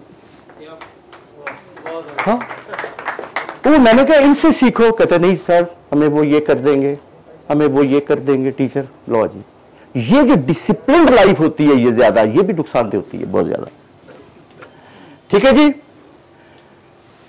We are in charge of our mind and therefore our results. अब बुनियादी तौर पे अगर आप अपने माइंड को, जो ये ब्रेन है, अभी बड़ी रिसर्चेस हो रही है, पता नहीं चल रहा, वो कहते हैं जब ये मर जाता है, ये 84 बिलियन सेल मर जाते हैं, तो ये 30 ट्रिलियन सेल क्यों मर जाते हैं? इनको तो कब्रिस्तान में नहीं ले जाना चाहिए, क्योंकि मरे तो ये। तो पता चला कि इनके मरने से ये भी मर जाते हैं। तो वो ये कहता है कि अगर आपने अपने माइंड को चार्ज कर लिया है, किसी भी तरह से चार्ज कर लिया आपने, तो उससे रिजल्ट क्या निकलेगा पता आपको? रिजल्ट ये निकलेगा देयरफॉर आवर रिजल्ट। अच्छा, उससे अगर आपने चेंज किया तो रिजल्ट निकलेंगे, अगर चेंज नहीं किया तो रिजल्ट कोई नहीं निकलेंगे। जैसे फर्ज करें कि एक बच्चा है, मैट्रिक है, तो एक आदमी पीएचडी है, तो क्या मैट्रिक वाला पीएचडी कर लेगा? नहीं, उसको फिर आगे उसको चेंज करते रहना पड़ेगा, चार्ज करते रहना पड़ेगा अपने ब्रेन को, फिर आगे निकल जाएगा। ठीक है जी, थोड़ा सा तेज चलते हैं। अच्छा, ये हमने पहले पढ़ा हुआ है। अच्छा, ये बड़ी अहम बात है, the unconscious mind balance the conscious mind. हमें यह पता होता है कि सुबह की जो बाग में जाके, किसी गार्डन में जाके, वहां पे घास होती है, उसके ऊपर ओस पड़ी होती है, उसके ऊपर हमें जाना चाहिए। किस किस को पता है? सबको पता है। अच्छा, हमें करता कौन है? भाई 1-2 ही कर रहे हैं। तो इससे मुराद क्या है कि उनका अनकॉन्शियस माइंड उनको करने नहीं देता, करने नहीं देता, वो करने देता ही नहीं है। कॉन्शियस माइंड को बैलेंस करता है अनकॉन्शियस माइंड। अगर आपका अनकॉन्शियस माइंड, आपने बहुत सारे देखा होगा कि मोबाइल को आपका दिल कर रहा है मैंने रात को सिर्फ 1 घंटा मोबाइल देखना है, लेकिन जब बाद में देखते हैं तो पता लगता है कि हो मैं तो 4 घंटे गुजार रही मोबाइल में। तो क्यों कर दिए? कि उसको मजा आ रहा है अनकॉन्शियस माइंड को। हमारे ब्रेन 2 हैं, एक ब्रेन हमारा जिसे हम कहते हैं लेफ्ट ब्रेन है, एक राइट ब्रेन है। जो राइट ब्रेन है उसके पास नए नए आइडियाज हैं। जो अनकॉन्शियस माइंड है उसके पास आइडियाज नहीं है, वो पुरानी एक्टिविटी लेके बैठा हुआ है जो उसके पास मौजूद है। जब भी आप कुछ नया करना चाहेंगे, सबसे बड़ी रुकावट अनकॉन्शियस माइंड लेके आएगा आपका। और इसका तरीका क्या होता है कि इस वक्त आपके पास जितना कुछ भी मिल रहा है आपको इस वक्त, वो सारे का सारा कहां से मिल रहा है? आपको कॉन्शियस माइंड दे रहा है। देखे किसको दे देगा? सबकॉन्शियस माइंड को। फिर वो सबकॉन्शियस माइंड किसको देगा? वो अनकॉन्शियस माइंड को दे देगा। वो सारा डेटा आपको उस साइड पे चला जाएगा। ठीक है जी। तो आपको बैलेंस करने का तरीका यह है कि आप अपने ऊपर कंट्रोल हासिल करना शुरू कर दें। कंट्रोल कैसे हासिल होगा? कि आप ज्यादा से ज्यादा कोशिश करें कि अपने आप को कॉन्शियस माइंड के कंट्रोल में रखें, ताकि सब कॉन्शियस माइंड उसके कंट्रोल में आना शुरू हो जाएगा। मतलब फर्ज करें आप कहते हैं जी मैंने सुबह उठ के आज जो है ना पार्क में जाना और पार्क में जाकर मैंने एंजॉय करना है। फर्ज करें सुबह के वक्त जो सुबह की हमारी मॉर्निंग होती है, आप फिर दूसरी थॉट ना ले, फट उठे और चले जाए। नमाज के लिए भी यही है कि फट आप उठे और अपना काम शुरू कर दें। अगर आपको आ गया सेकंड थॉट, अब उसे करने नहीं देना आपको, क्योंकि वो अनकॉन्शियस माइंड के पास है रिकॉर्ड। ठीक है जी। अच्छा जी, mind and body influence each other and make a system. आपकी बॉडी और आपका माइंड ये दोनों मिलकर एक सिस्टम बनाते हैं। जैसे एक मॉनिटर होता है और एक क्या होता है? सीपीयू। सीपीयू एक सीपीयू है ये सारे का सारा, और एक मॉनिटर है ये आपका चेहरा। तो अब वो कहते हैं कि basically mind and body influence each other and make a system, कि दोनों के अंदर जो कोऑर्डिनेशन है वो एक सिस्टम डेवलप करती है, उसी को इंसान कहते हैं। अच्छा जी, we process all information through our senses. हमें जो कुछ भी मिलता है कायनात से लेते हैं, वो कहां से आता है? सेंसेस के जरिए। कोई ऐसी बात भी होती है जो सेंसेस के बगैर आपको मिलती है? नहीं, याद रखें, लेकिन मिलती है, ये भी मैंने बता रहा हूं। इस कायनात को समझने के लिए आपको जरूरत पड़ती है किसकी? अकल की, रीजन की, कॉजेलिटी की, कॉज एंड इफेक्ट की। इस कायनात को जिसमें आप खड़े हुए हैं, क्योंकि इसमें तमाम कवानीन फितरत काम कर रहे हैं, लेकिन इंसान के अंदर कानून फितरत इंसान के अंदर इस्तेमाल नहीं हो रहे।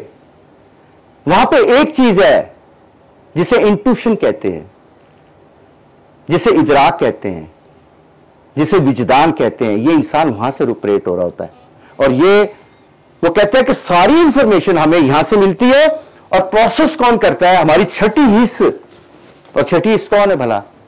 राव असलम। जो छठी हिस्सा जिसे कहते हैं ना, वो यारों छठी हिस्सा आ गया, वो बेसिकली राव असलम है। और उसके पास एक बेहतरीन चीज मौजूद है जिसके लिए हम तन्हाई में बैठते हैं, इंट्यूशन इस्तेमाल करते हैं, जिसे हम इंट्यूशन कहते हैं, जिसे इदराक कहते हैं, जिसे हम जो है विजदान कहते हैं। ठीक है जी। अच्छा जी, देखो ये बड़ी कमाल की बात है। Action is the key of understanding. जितना मर्जी इल्म आ जाए आपके पास, जो कुछ मर्जी आप कर लें, आप और जब तक आप एक्शन नहीं लेंगे आपको अंडरस्टैंडिंग नहीं होगी। मसलन एक मिसाल आपको दे रहा हूं, H2O से क्या बनता है? पानी। आप में से झूठ नहीं बोलना, किस किसने बनाया जिंदगी में? किसी ने भी। आई समझ में? समझ में आ गई कि नहीं बात? ये बात है। क्यों? कहते मेरा मसला ही नहीं है, मेरा मसला ही नहीं है। बेड़ा है ने बच्चे मर रहे हैं के फलस्तीन, मेरा मसला ही नहीं है। खुदा की कसम ये हमारे रवैया है। अच्छा, पिछले बम धमाका होया सी, 400 बंदा मरिया सी।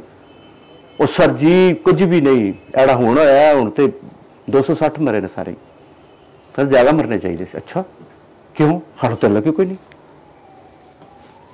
तो कहते हैं एक्शन दी की ऑफ अंडरस्टैंडिंग, कि अगर कुछ भी आपने अंडरस्टैंड करना है तो उसके लिए आपको एक्शन में जाना पड़ेगा आपको। ठीक है जी।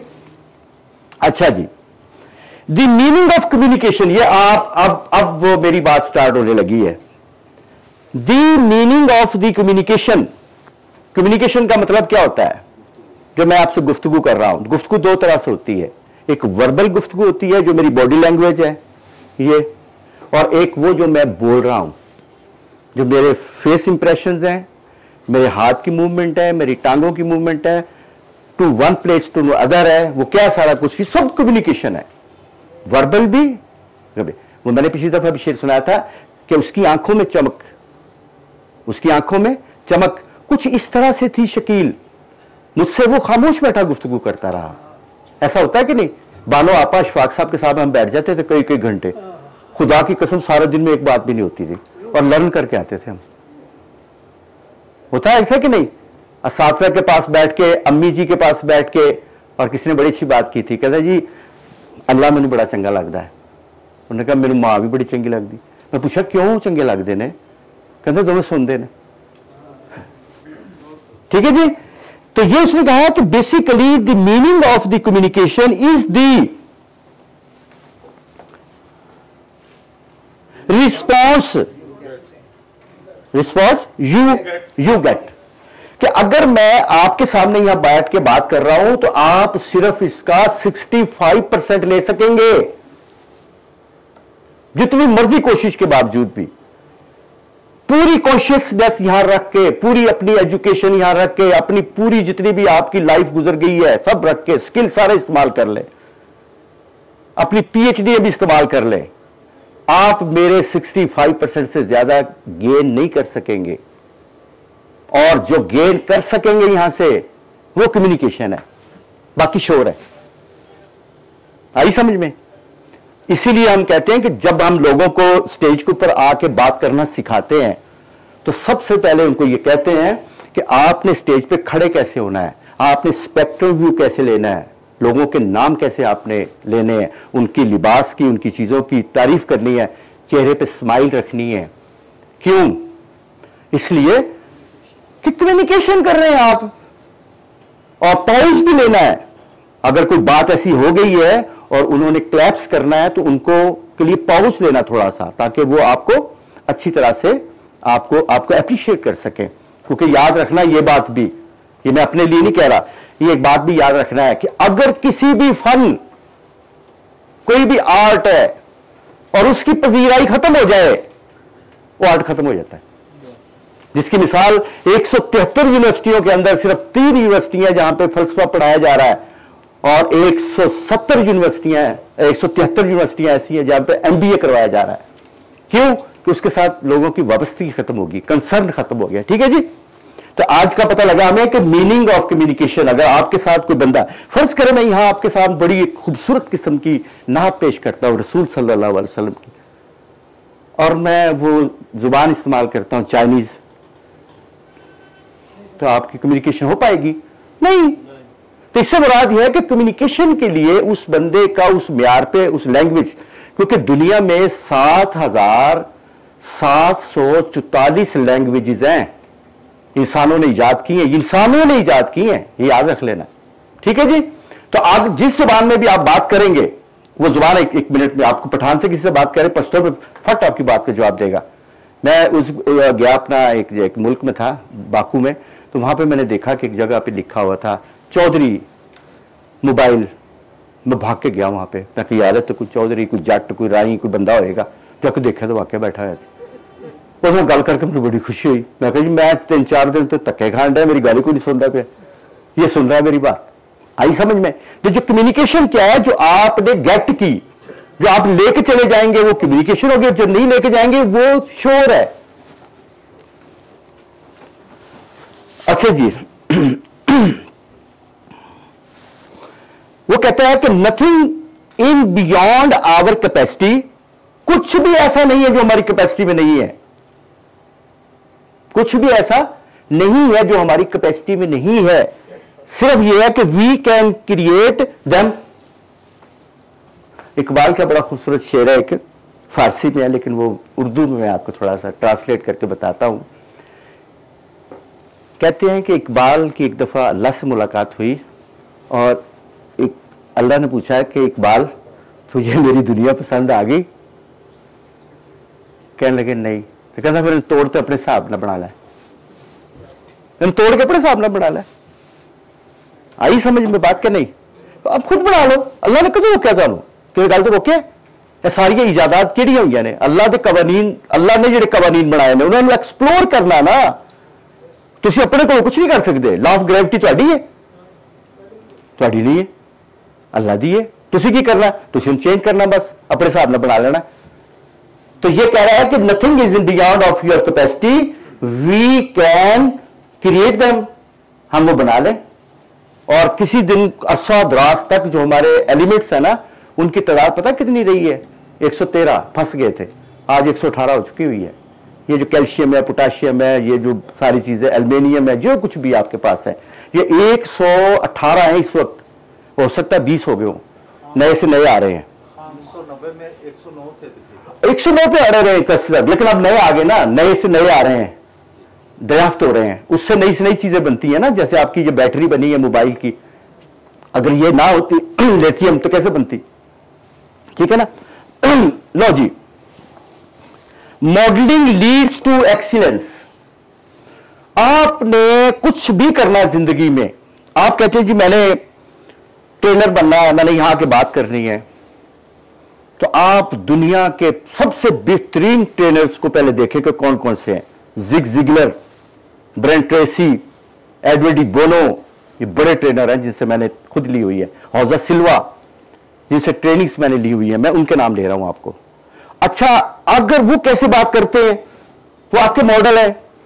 अब ये बच्चा क्या देख रहा है अपनी अम्मी को खाते हुए सेब, उसने जिंदगी में नहीं खाया पहले, अब उसने इसके मुताबिक ही खाना है, क्योंकि मॉडल कौन है? उसकी अम्मी।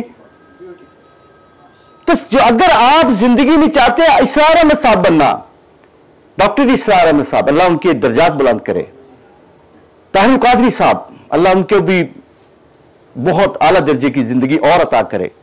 और इसी तरह से सुल्तान खान साहब हमारे दोस्त, हमारे उस्ताद, जिन्होंने हमें स्टेज के ऊपर ला करके खड़ा किया और हमें बोलने के काबिल किया। और इसी तरह ब्रिगेडियर वहीदुज्जमा तारिक साहब। तो किसी को भी आपने लेना है, अब आपने देखना कि वो मुस्कुराते कैसे हैं, वो लिबास कैसे पहनते हैं, उनकी टाई का स्टाइल क्या होता है, अच्छा वो गुफ्तगू कैसे करते हैं, अच्छा वो बात को एक्सप्लेन कैसे करते हैं। अच्छा कहीं पे अगर फर्ज करें कोई ऐसी बात हो जाती है तो उसको उन्होंने कवर कैसे करना है। तो ये सारा कुछ क्या है, मॉडलिंग। वो ये कहता है कि आप सबसे पहले किसी को भी, कोई बिजनेसमैन है, जैसे भाई हमारे बैठे हुए ये बिजनेसमैन है, तो बिजनेसमैन क्या करेंगे, आप मलिक रियाज का बिजनेस देख ले, आप बिल गेट का बिजनेस देख ले, आप एलन मस्क का बिजनेस देख ले, किसी को भी देख ले, उसके मुताबिक आप करना शुरू कर दे। गौर में आपके पास बहुत बड़ा अदारा मौजूद है कि नहीं, नेस्ले आपके पास दुनिया का बड़ा अदारा मौजूद है, बड़े बड़े अदारे मौजूद है, किसी एक को ले ले और उस पर काम करना शुरू कर दे, तो आप क्या कहां पहुंचेंगे, एक्सीलेंस के ऊपर नहीं पहुंचेंगे। अब यह भी याद रखना है कि जो भी आदमी मेहनत करता है, और मेहनत गधे की तरह की नहीं, यह भी याद रखें, मेहनत इसके साथ और जदीदियत के साथ, जो दुनिया में जदीद तरीन इल्म मौजूद है, वो वासिफ अली वासिफ साहब कहते हैं कि अपने बच्चों नूं जदीद इल्म दिओ ताकि भुखे ना मरण, ते रब दा कलाम भी दिओ उन्होंने ताकि उन्होंने जिंदगी तबाह ना हो जाए किते। यानी दोनों चीजों को लेकर चलना है, वो भी इस दौर का, आज का दौर के आज भी, कि जो भी इल्म आपके पास मौजूद है, आईटी का इल्म मौजूद है, जितने इल्म मौजूद है आपके पास, वो सारे लेके चल लें। अब देखें इंडिया आपके पास 7 ही मुल्क है, 226 बिलियन की एक्सपोर्ट है उनकी आईटी की, और पाकिस्तान बड़ी मुश्किल से 0.25%, और मेरे ख्याल के मुताबिक ज्यादा भी होगा तो 0.75% है, अगर हम किसी और चीजों को भी लेंगे। तो कहने का मकसद क्या है कि हमें कोई रोकता है, नहीं रोकता, हमें रोकता है। मैं भी हूं अपनी जात के पीछे पड़ा हुआ, शेर को सुनना, ले जाना घर अपने, मैं भी हूं अपनी जात के पीछे पड़ा हुआ, मेरा शुमार भी तो मेरे दुश्मनों में है।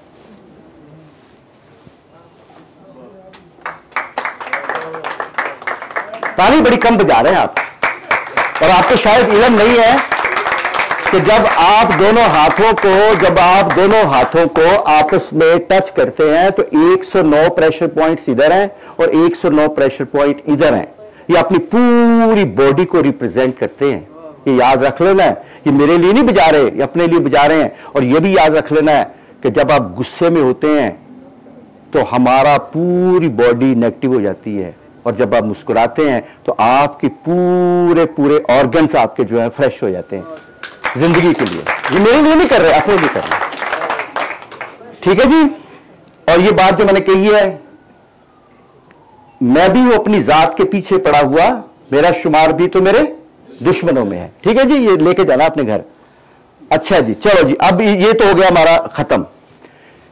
इसके बाद एक चीज जो बड़ी अहम है कि टाइम कितना हो गया है? 5:30 हो गया। एक छोटी सी बात सिर्फ और है, वो जरूरी बहुत है।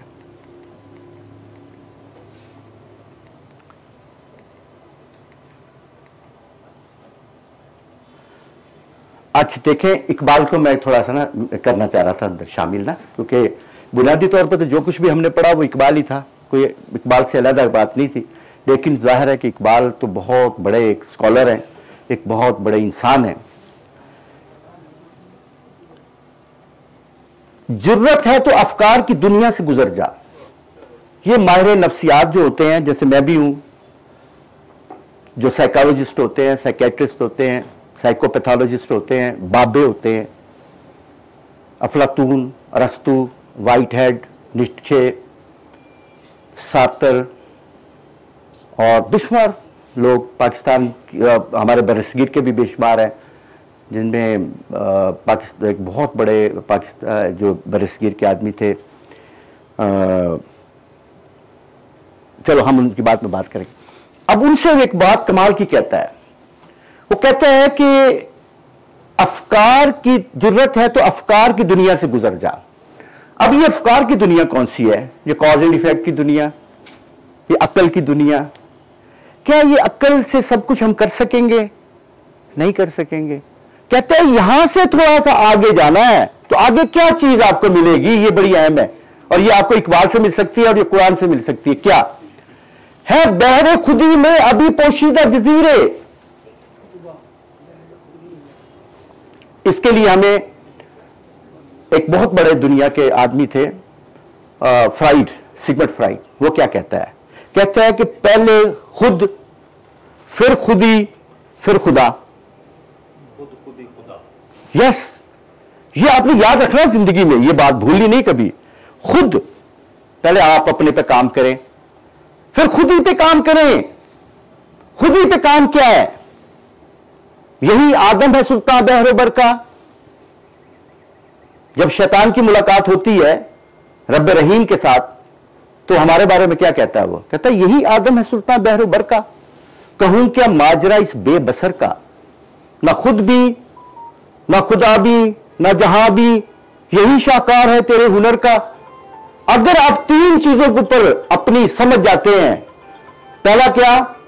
अपने आप को समझना कि मैं क्यों आया हूं, क्या करना है, इस यहां से कुछ वक्त के बाद मैंने कहां जाना है, फिर क्या होगा वहां पे, ये क्या है, ये मैं अपने बारे में सोच रहा हूं। और उसके बाद अपने क्रिएटर के बारे में सोचना कि मैं खुद ही बन गया हूं या मुझे किसी ने बनाया। एक छोटी सी मिसाल के जरिए इस बात को समझते हैं कि मैं भी कभी सोचता रहता था पता नहीं है अल्लाह, नहीं है, अच्छा कहां है। मैंने वो सोचना शुरू कर दिया और मैंने वो 32 इंग्रेडिएंट जो अंडे में मौजूद होते हैं वो पहले नेट के ऊपर देखे। नेट के ऊपर देख करके मैंने पापड़ मंडी गया, वहां से लेके आया उसी रेशो के साथ और उसको लाके कंटेनर में रख दिया। तो क्या 21 दिन के बाद अंडा बच्चा बन जाएगा? नहीं बना। तो फिर मैंने सोचा कि इसको किसने कहा है कि इसकी आंखें बननी है? विजनरी। किसी को कहा कि इसका रेस्पिरेटरी सिस्टम बनना है? किसने कहा कि इसके फीडर बनने हैं? किसको कहा कि इसके अंदर जो कॉग्नेट है जो एक जगह से दूसरी जगह मूव करता है, किसने कहा कि ये सारी ये चीजें इकट्ठी हो जाएंगी? तो पता चला कि किसी ने भी नहीं कहा। तो इससे मुराद ये है कि कोई ऐसी हस्ती पीछे है, रब्बे रहीम, रब्बे करीम, कोई ऐसी डिवाइन है, कोई एजेंसी है पीछे, कोई खालिक है जो ये सारे हुक्म दे रहा है पीछे बैठ के। और अजीब सी बात, मैं और अगली बात कर रहा हूं, आपने अंडा उबाला होगा तो अंडे में थोड़ी सी जगह बच जाती है जब उबलता है तो, और यकीन कीजिएगा कि मैं हैरान हो गया कि ऑक्सीजन अल्लाह ने रखी है उसके लिए कि जब उसने पहले ठूंगा मार के बाहर आना है। तो मुझे बताएं, इतनी प्लानिंग वाला रब। तो हम कह रहे हैं कि जी मैं तो, जी नहीं मैं तो खुदा को नहीं मानता। और खुदा के बंदा, तू खुदा को जानता ही नहीं है, तू जानता ही नहीं है वो बंदा। तो आपने सबसे पहले, अब ये जितनी बातें मैंने की है ये खुद ही है, ये खुद ही है। हम खुद ही समझ रहे हैं कोई ऐसी है, कोई खुद ही कोई चीज है, कोई अंदर कोई नहीं। सेल्फ एक्चुअलाइजेशन, अपने आप को समझना खुद ही है, अपने रब को समझना खुद ही है। और सबसे अहम चीज है इसका जो कॉस्मो लॉ है हमारे, जो फिजिकल लॉ है कायनात के, जिनकी अभी हम बात कर रहे थे कि ये पेट्रोल कैसे बनता है, हवाई जहाज कैसे चलता है, ये आपके पास जो स्क्रीन लगी हुई है इस पे 19,000 किलोमीटर के फासले से कोई बात आ रही है, कोई गेम हम देख रहे हैं, तो कैसे देख रहे हैं? तो ये सारी चीजों का इल्म लेना खुद ही है। और कहते हैं कि जिसने अपने आप को नहीं पहचाना उसने क्या अपने रब को पहचानना है। तो इसी तरह से है, जब आप सारा कुछ कर लेंगे फिर आप अपने खुदा को पहचानेंगे, यानी आप खुद को, खुदी को और फिर अपने। अच्छा, एक चीज हमने और बड़ी बड़ी अहम है, हम अक्सर कहते हैं जी इश्क है, जी मुझे इश्क है। इकबाल ने भी कहा है, बेखतर कूद पड़ा आतिशे नमरूद में इश्क, अक्ल थी तमाशा है लबे बा में भी। तो अक्ल तो अच्छा खड़ी हुई है ना, करी एंजॉय हो ही, लेकिन वो तो कूद गए। क्यों कूद गए? सवाल थे इश्क। ये इश्क होता क्या है, इसको जरा समझना है। अब मैं साइकोलॉजिकल आपको समझाता हूं कि आपके पास कितने बिलियन सेल हैं? 84 बिलियन। और ये किसके पास है? ये ब्रेन के पास है। याद रखना, ये चीजें अलग अलग आपने डील करनी है। ब्रेन किसी और चीज का नाम है, माइंड किसी और चीज का नाम है। माइंड और ब्रेन बिल्कुल मुख्तलिफ हैं। ब्रेन क्या आप समझना कि मैं अभी आपके सामने एक अच्छा से लीमू लेके आया, मैंने उसको काटा, तो मुझे ये आप में कोई ऐसा बंदा है जो कहेगा जी नहीं मैं अपनी मुंह की जो राल है, मैं अपने मुंह के जो वो पानी है उसको रोक लिया मैंने? अब रोक ही नहीं सकते, क्योंकि इसका ताल्लुक तो ब्रेन के साथ है। इसी तरह जो हम मोबाइल देख रहे हैं तो डोपामिन मिल रहा है आपको, और आप उस वक्त तक मुझे सुनेंगे जब तक डोपामिन नहीं मिल रहा। जब तक मिल रहा है, जैसे ही आपको कोर्टिसोल मिलना शुरू हो जाएगा, आप उठ के भाग जाएंगे, किसी और काम में लग जाएंगे। नहीं यार उठे ना चलिए, आज जो यार अपना जरा गुड्डी उड़ा रहे हो ना चलिए, क्यों? वहां से डोपामिन मिलेगा फिर आपको। तो ये जो चीजें हैं इनको बहुत ही जबरदस्त, तो इससे तो हमने आज सीखा क्या कि खुद ही खुद और इसके दरमियान में हमारा कोऑर्डिनेशन होगा। अच्छा जी, वो कहते हैं कि तू जो कर रहा है ना, तू सिर्फ सोच तक ही जा सकता है, सोच से आगे नहीं जा सकता, तेरे पास नहीं आ सकता, इल्हाम नहीं आ सकता, तेरे पास इल्हाम कुबरा नहीं आ सकता। क्यों? कि तू तो अफकार से आगे निकल ही नहीं रहा। और कहता कैसे निकलोगे, है बहरे खुदी में अभी पोशीदा जजीरे, खुलते नहीं उस कुलज़मे खामोश के इसरार के समंदर है ना, कुछ समंदर।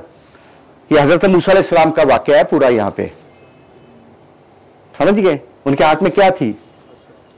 असा था, छड़ी थी एक, और छड़ी के पीछे कौन था? अल्लाह। वो कहता है कि जब तक तेरे अंदर अल्लाह नहीं आएगा तू अल्लाह को नहीं मानेगा, क्योंकि अल्लाह ने मनाना भी आंदा, ये भी तो दस दिए, बेहतर है कि मान ही लो। तो बेहतर कहता है कि अगर तू जुर्रत करके अफकार के आगे निकलेगा, कॉज एंड इफेक्ट से आगे निकलेगा, कॉज़ैलिटी से आगे निकलेगा, और जो कुछ भी तुझे नजर आ रहा है, जो सेंसेस के जरिए, 6 सेंसेस के जरिए, 5 सेंसेस के जरिए हासिल कर रहा हूं, वो तो सारे अफकार है। कहते हैं नहीं, अभी कुछ और भी चीजें हैं। खुलते नहीं इस कुलज़म इसरार, खामोश के इसरार। ये जो कुलज़म आपके अंदर मौजूद है, ये जो समंदर अल्लाह ताला ने आपके अंदर दिया हुआ है, ये समंदर है ना, क्या कहते हैं बाहु, 14 तबक दिले दे अंदर ते तंबू वांगू ताने हु, विचे खेड़े विचे बेड़े विचे वंज महाने हु। वो कहते हैं कि सारा कुछ तेरे अंदर है, हर चीज। और ये फिर टूटेगा कैसे? कि ज़रबे कलीम, एक तेरे पास लाठी हो और लाठी के पीछे अल्लाह हो, तो ये अल्लाह कैसे आएगा? ये सवाल है, तलाश करना पड़ेगा। ठीक है जी, ये एक बड़ी जबरदस्त किस्म की नज़म है इकबाल की, गुलामों की नमाज। ये सुननी है आपने, कमाल की नज़म है। हुआ ये था कि तुर्की का एक वफद आया लाला अमर की, उसमें जब तुर्की दुनिया से किसी और साइड पे शिफ्ट हो रहा था, कुछ लोग आए, अल्लामा इकबाल रहमतुल्लाह अलैह को मिले लाहौर में, तो उन्होंने नमाज का वक्त आया तो हमारे जो इमाम था उसने लंबी किरत करके तो लंबा सजदा कर दिया। जैसे ही नमाज खत्म हुई तो उसने कहा कि यार ये इकबाल बात सुनो, ये आप लोग इतने बड़े बड़े सजदे क्यों करते हैं? उसने कहा गुलामों के पास सजदे के अलावा होता क्या है? बड़ी कमाल की बात की है। अब इसके अंदर वो इसको बयान कर रहे, कहा मुजाहिद तुर्की ने मुझसे बाद नमाज तवील सजदा है क्यों इस कदर तुम्हारे इमाम, कि तुम्हारे इमाम इतने लंबे लंबे सजदे क्यों कर रहे हैं? वो सादा मर्द मुजाहिद, वो मोमने आजाद, खबर न थी उसे क्या चीज है नमाज गुलाम, क्योंकि उसको तो बेचारे को पता ही नहीं था इस बात का। तवील सजदा अगर है तो क्या ताज्जुब है, वराए सजदा गरीबों को और क्या है काम? खुदा साढ़े इतने तो लोगों ने कम ही कोई नहीं कर, क्योंकि इस तो गुलाम है गए। ये मैंने एक मौलाना साहब थे, मौलाना वहीदुद्दीन साहब, तो उन्होंने इकबाल के बारे में कुछ उल्टा सीधा कहा, इकबाल ये हो गया, इकबाल ये, सर सैयद को भी बुरा भला कहा उसने, और बहुत कुछ लोगों को। तो मैंने उनको फिर ये लिख के भेजा था, मैंने कहा कि जो पाकिस्तान है यहाँ के लोग और तरह जिंदगी गुजारते हैं, इंडिया के और हैं, क्योंकि इंडिया आप लोग गुलाम है, अभी भी गुलाम है, हम गुलाम नहीं है। हमारा सोचने का अंदाज, चीजों को देखने का अंदाज किसी और तरह से। खैर, खुदा नसीब करे हिंद के इमामों को वो सजदा जिसमें है मिल्लत की जिंदगी का पयाम। जरा सुनना ये बात, करना क्या है। मैं एक छोटी सी मिसाल आपको देता हूं। मेरे एक अजीज थे, उनको दिल का प्रॉब्लम था। हम लेके गए डॉक्टर अस्पताल में, तो वहां पे शहरियार साहब थे। तो वो आए, उन्होंने कह दिया कि ये बंदा मर गया है, इसको कफन पहनाएं और ले जाएं। उधर से उनकी गाड़ी आई तो कहने लगे क्या हुआ। उन्होंने कहा जी ये कहता नहीं अंदर लेके आओ, अंदर लेके आओ, अंदर लेके आओ, अंदर लेके आए। उनको ला करके उन्होंने वो शॉक लगाया, बंदा खड़ा हो गया, बंदा खड़ा हो गया। तो खड़ा हो गया तो अब वो मेरे साथ नमाज पढ़ रहे थे, तो लंबी नमाज पढ़ रहे थे, 1 2 3 4 5 नमाजें उन्होंने इकट्ठी पढ़ी। तो मैंने कहा सर आपने इतनी नमाजें इकट्ठी पढ़ी। उसने कहा जी क्योंकि बहुत सारे लोग आते हैं, जिंदगी मौत में होते हैं बेचारे, तो मैं सारा वक्त उधर लगा देता हूँ। तो मैं फिर इकट्ठे बैठ करके रात को किसी वक्त में ईशा में पांचों की पांचों नमाजें इकट्ठी पढ़ लेता हूँ। तो मुझे अच्छा लगा उसकी बात कि उसने इस चीज को नहीं समझा। यकीन कीजिएगा ऑफिस के में चले जाए, कहीं गवर्नमेंट के ऑफिस में, आप देख के हैरान हो जाएंगे, बंदा कितने गया नमाज पढ़न। वो भाई 250 बंदे की कतार लगी हुई है, कदे नमाज पढ़ने गया है। अगर आप उससे कुछ भी बात करेंगे तो आगे से पूरी हदीसें कुरान सब कुछ आपको सुनाएगा। तो वो ये कहते हैं कि बेसिकली जिसके पास करने को काम है ना, वो नमाज अपनी छोटी रखेगा और लोगों की खिदमत करेगा। मुझे आज ये बताएं, मुझे पूछा किसी ने राव साहब आप बताएं कि 5-7 बंदों के नाम है, इनमें से किसको आप समझते हैं बड़ा जबरदस्त मुसलमान है। मैंने कहा सारे अच्छे मुसलमान हैं, लेकिन अगर मुझसे पूछोगे तो अब्दुस्तार रिदी मुझे बड़े अच्छे लगते थे। मुसलमान नहीं था, वो भी मुसलमान था, दाढ़ी भी थी उसके, इंसानों की खिदमत भी थी, इंसानों की खिदमत थी।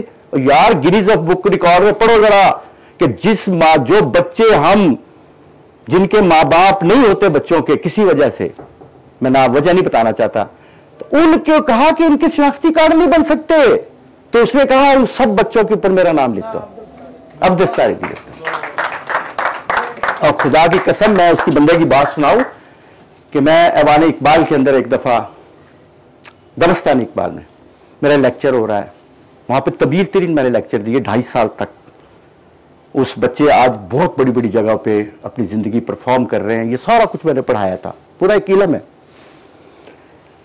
तो वहां पे मैंने ये देखा अपनी लाइफ के अंदर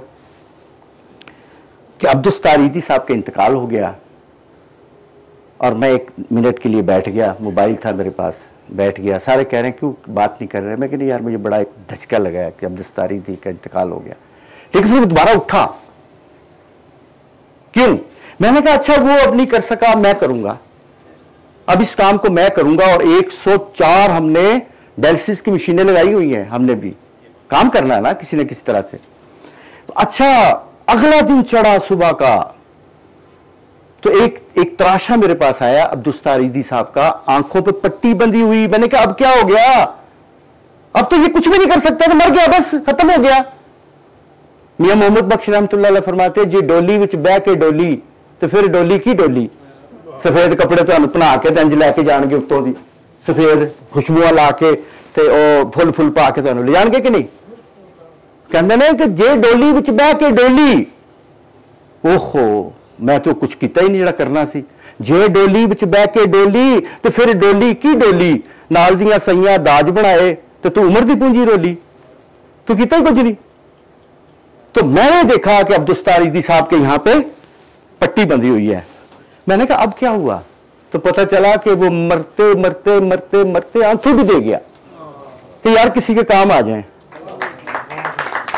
ये मुसलमानी है, याद रख लेना, ये मुसलमानी है, ये मुसलमानी जो मैं आपको पढ़ा रहा हूं ये मुसलमानी है। और यही वो कह रहा है, यही कह रहा है। ये मेरी बात को बुरा ना बनाना, क्योंकि मैं जहर को कह ना सका, कंद मैं नहीं कह सकता, मैं यही वो कह रहा है कि जिस बंदे के पास करने को काम हो ना, करने को काम, वो नमाज भी पढ़ेगा, वो ज़कात भी देगा, वो हज भी करेगा, लेकिन इंसानों की खिदमत सबसे पहले है। खलील जबरान की लाइन बड़ी खूबसूरत है, कहता है किसी पहाड़ पे जाने के 6 रास्ते होते हैं। आपने पहाड़ देखे, रास्ते देखे ऊपर जाने के? कहता है किसी भी पहाड़ पे जाने के 6 रास्ते होते हैं। फिर कहने लगा अल्लाह के पास जाने के भी 6 रास्ते हैं, लेकिन मुझे इंसानों में से जाने वाला रास्ता पसंद है, जो इंसानों में से जाता हो। और यकीन कीजिए, मैं आपको हकीकत बताऊं, आपने कभी भी अल्लाह को खुश देखना है तो किसी भी बंदे के चेहरे पे मुस्कुराहट ही आपको नजर आएगी। कभी भी आपने देख लेना, आपको किसी अल्लाह की मखलूक को खुश करेंगे आप। ये नहीं होगा कि अल्लाह किसी दिन अपना जड़ा ना जी अपना चेहरा कढ़ेगा बदला दे विचों तो कह देगा जी मैं आज बड़ा खुश है। नहीं नहीं, आपको किसी इंसान के पास ही जाना पड़ेगा, किसी अल्लाह की मखलूक के पास जाना पड़ेगा।